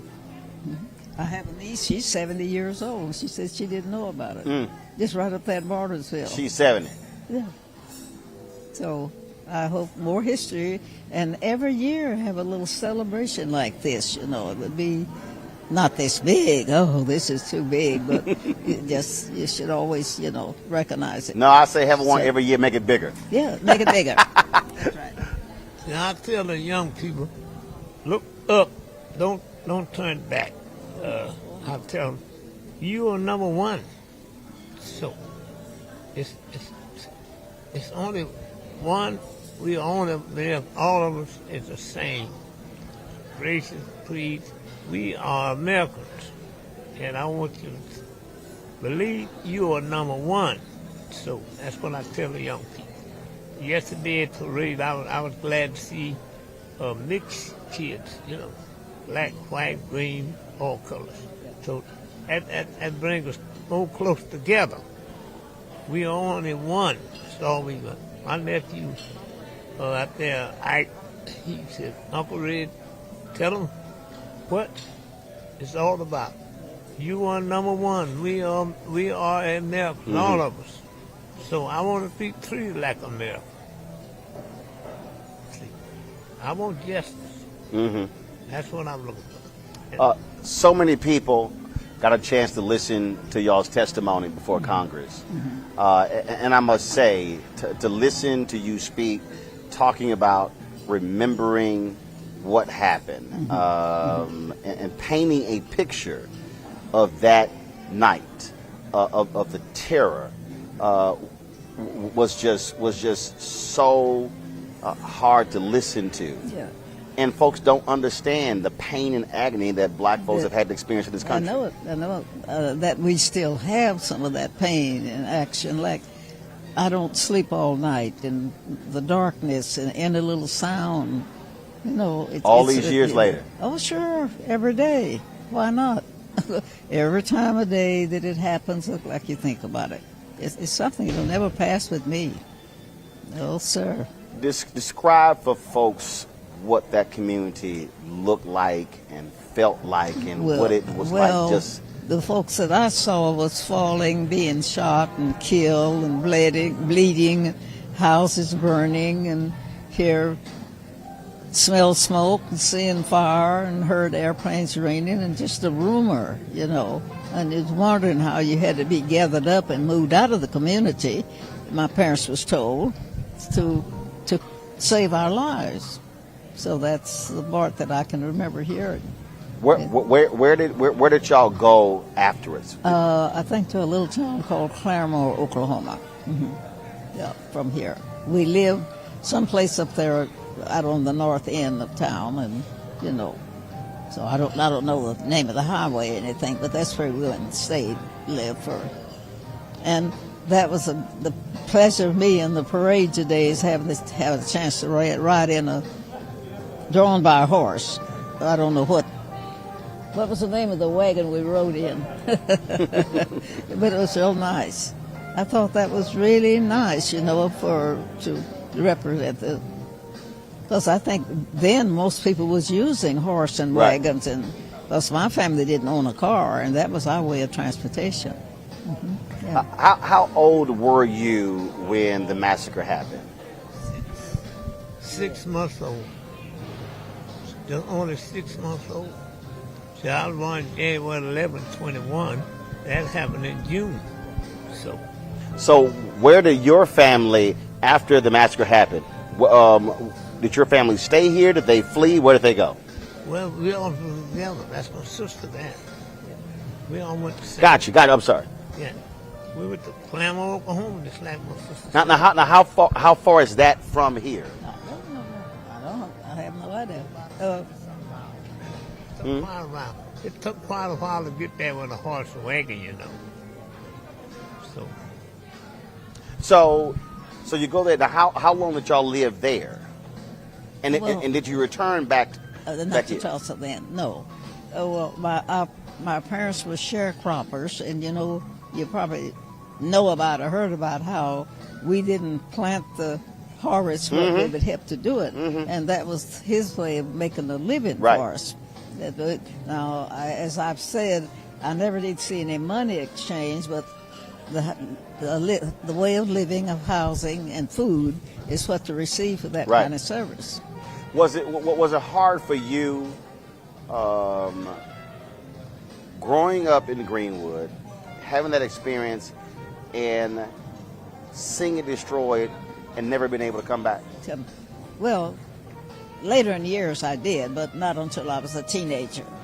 So then with the family, and then, as I said, when we left there, that type of work, we didn't have a chance to attend school, the full school term, because if it was summer, you had to plant the crop, or in the winter, you had to harvest the crop. So we wasn't able to go to school. So by all of my family, we got a very little schooling. And that is a part of life that I miss so much, too. Yeah. Now, you go into the U.S. Armed Services, and this is the thing that we always talk about. Black folks loved America more than America loved black folks. That's right. And so to fight for a nation knowing full well what it did to your family and your community. It was a segregated army. It was a black army and a white army. Well, it was. We had 2 black officers, a first lieutenant and a second lieutenant. The rest of the chaplain was white, the colonel was white, the major was white. And that's what the way it was. And to later on up in the years, they started mixing. But we had, it was just like you living at home. You were separated from the other army. But you still served. We still served, though. We still served. Well, may I say, I had 2 brothers, 2 sons, and 2 grandsons in service. So what he's saying, I've heard that 3 different generations of times, and they've served on different terms. And each one of the 3 was with the Army or the Navy, and I've learned from their testimony that it's a life that, well, you just don't. You don't have your idea. You have to do what you're compelled to do. And it was pretty rough on them, really. You have now this reinvigorated emphasis on Greenwood. You have folks talking about emphasizing Black Wall Street in businesses. It's 100 years later. think in the future, what do you hope 100 years from now Greenwood and Tulsa will be like for African Americans? What do you hope it will be? I hope it's being able to get back to normal like it was before. But it's going to be some help, because if everything that our race owned then, they should be reimbursed for it before Greenwood can get back like it was. But now, maybe it might be different, but that's my thought about it. What do you hope for 100 years from now Greenwood will look like? I hope that we'll get back like it was. Like people own their own business, their own jewelry stores, their own banks, funeral homes, police stations, tailor shops. They work hard to get that. They one of the people in Oklahoma didn't lend them the money. They had to go to different states to get that money to build that business. I'd like to see that. I'd like to see that again. Now, I got to ask you this. Now, I've met him before coming here. Uh-huh. How you let this man go on the Tom Joyner cruise every year dancing with all those young women? I got video of him on the dance floor late at night having a good time. I think I was president at that time. I've been with them. You got a plan. You don't have to have a lot of money. You plan it for years, then you decide what you want to do. You save a few dollars every month, and when time to come to go, you can go. Yeah, well, I went with him, and I think I was with him during that time when he was dancing. But they invited me. 99. Yeah. She was 99 years old when she went on. Yeah. Well, it was about 1 o'clock in the morning when I ran into him at the party. Oh, really? Oh yeah, he was out late. Yeah. Oh, that's it. You see, when I went, I had to be pushed in a wheelchair. Right. Tom Johnny and his son would take care of me. They said, "Where's Dad?" Said, "We got him." So I didn't worry. I had people that looked after me on the cruise. Mm-hmm. Yeah. He was taking tequila shots. Oh.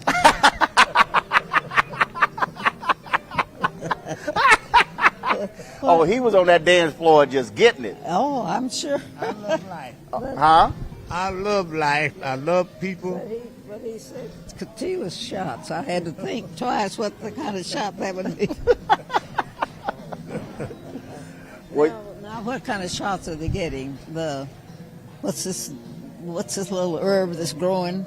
They taking all kind of shots now. I mean, but it's a what are they? That's a mixing shot.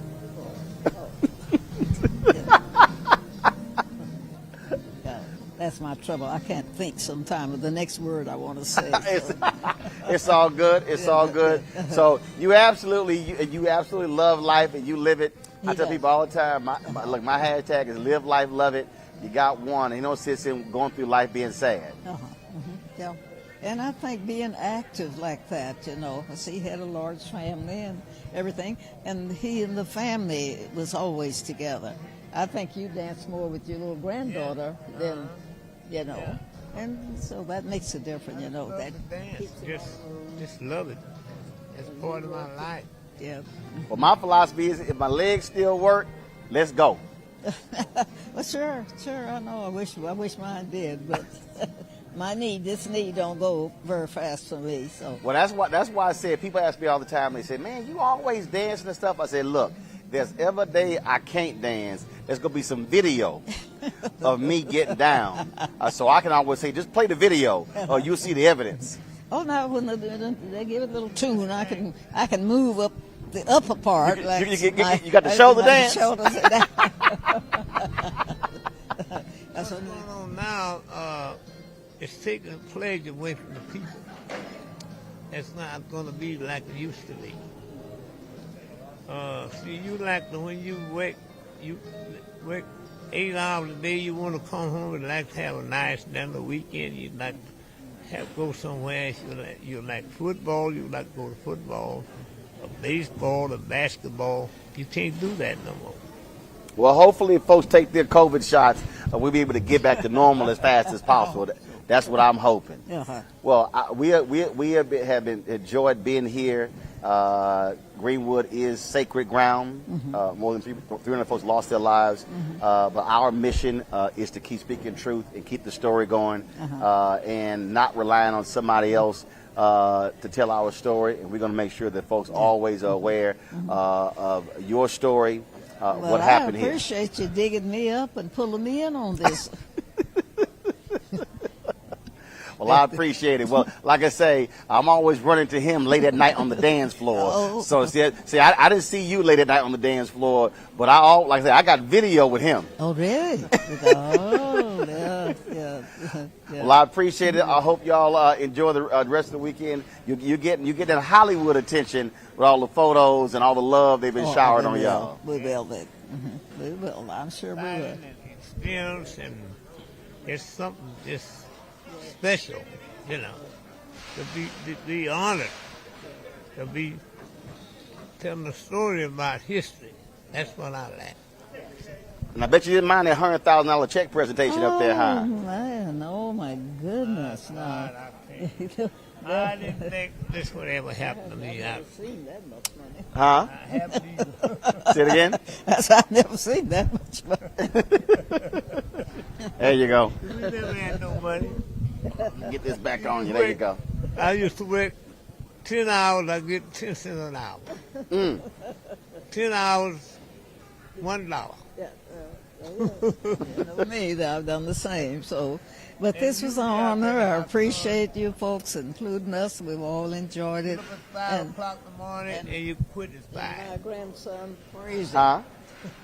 My grandson, Ike. Ike's right there, so he's about to come get you. Yeah, well, that's all right. If it wasn't for him, now I couldn't be here, you know. Well, we're glad Ike hooked you up. Oh yeah. Well, that's what I'm depending on now. My children, grandchildren, and great grandchildren. Well, that's what their job. They'll help me. You took care of them. Their job is to take care of you. They'll whatever that check is. Well, we'll all enjoy that.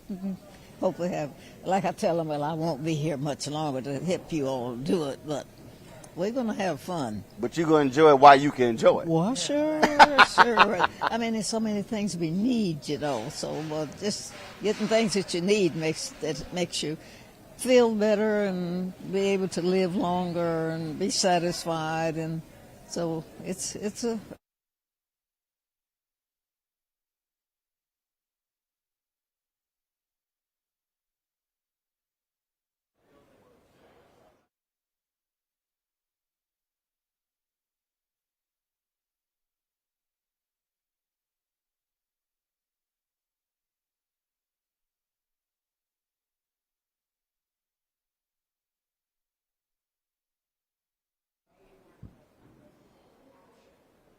Folks, an amazing conversation with two of those survivors.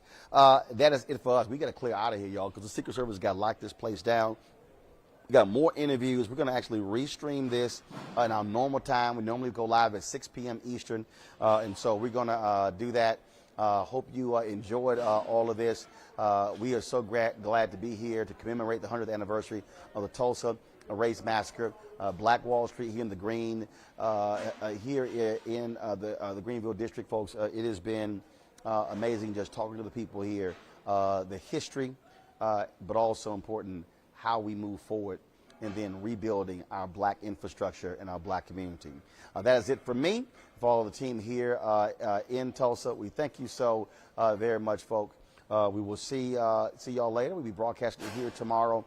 As I said, President Joe Biden will be here meeting with the survivors and the descendants, and we're giving remarks here from this cultural center. And so we look forward to that taking place on tomorrow. Until then, I'll see you. Holla!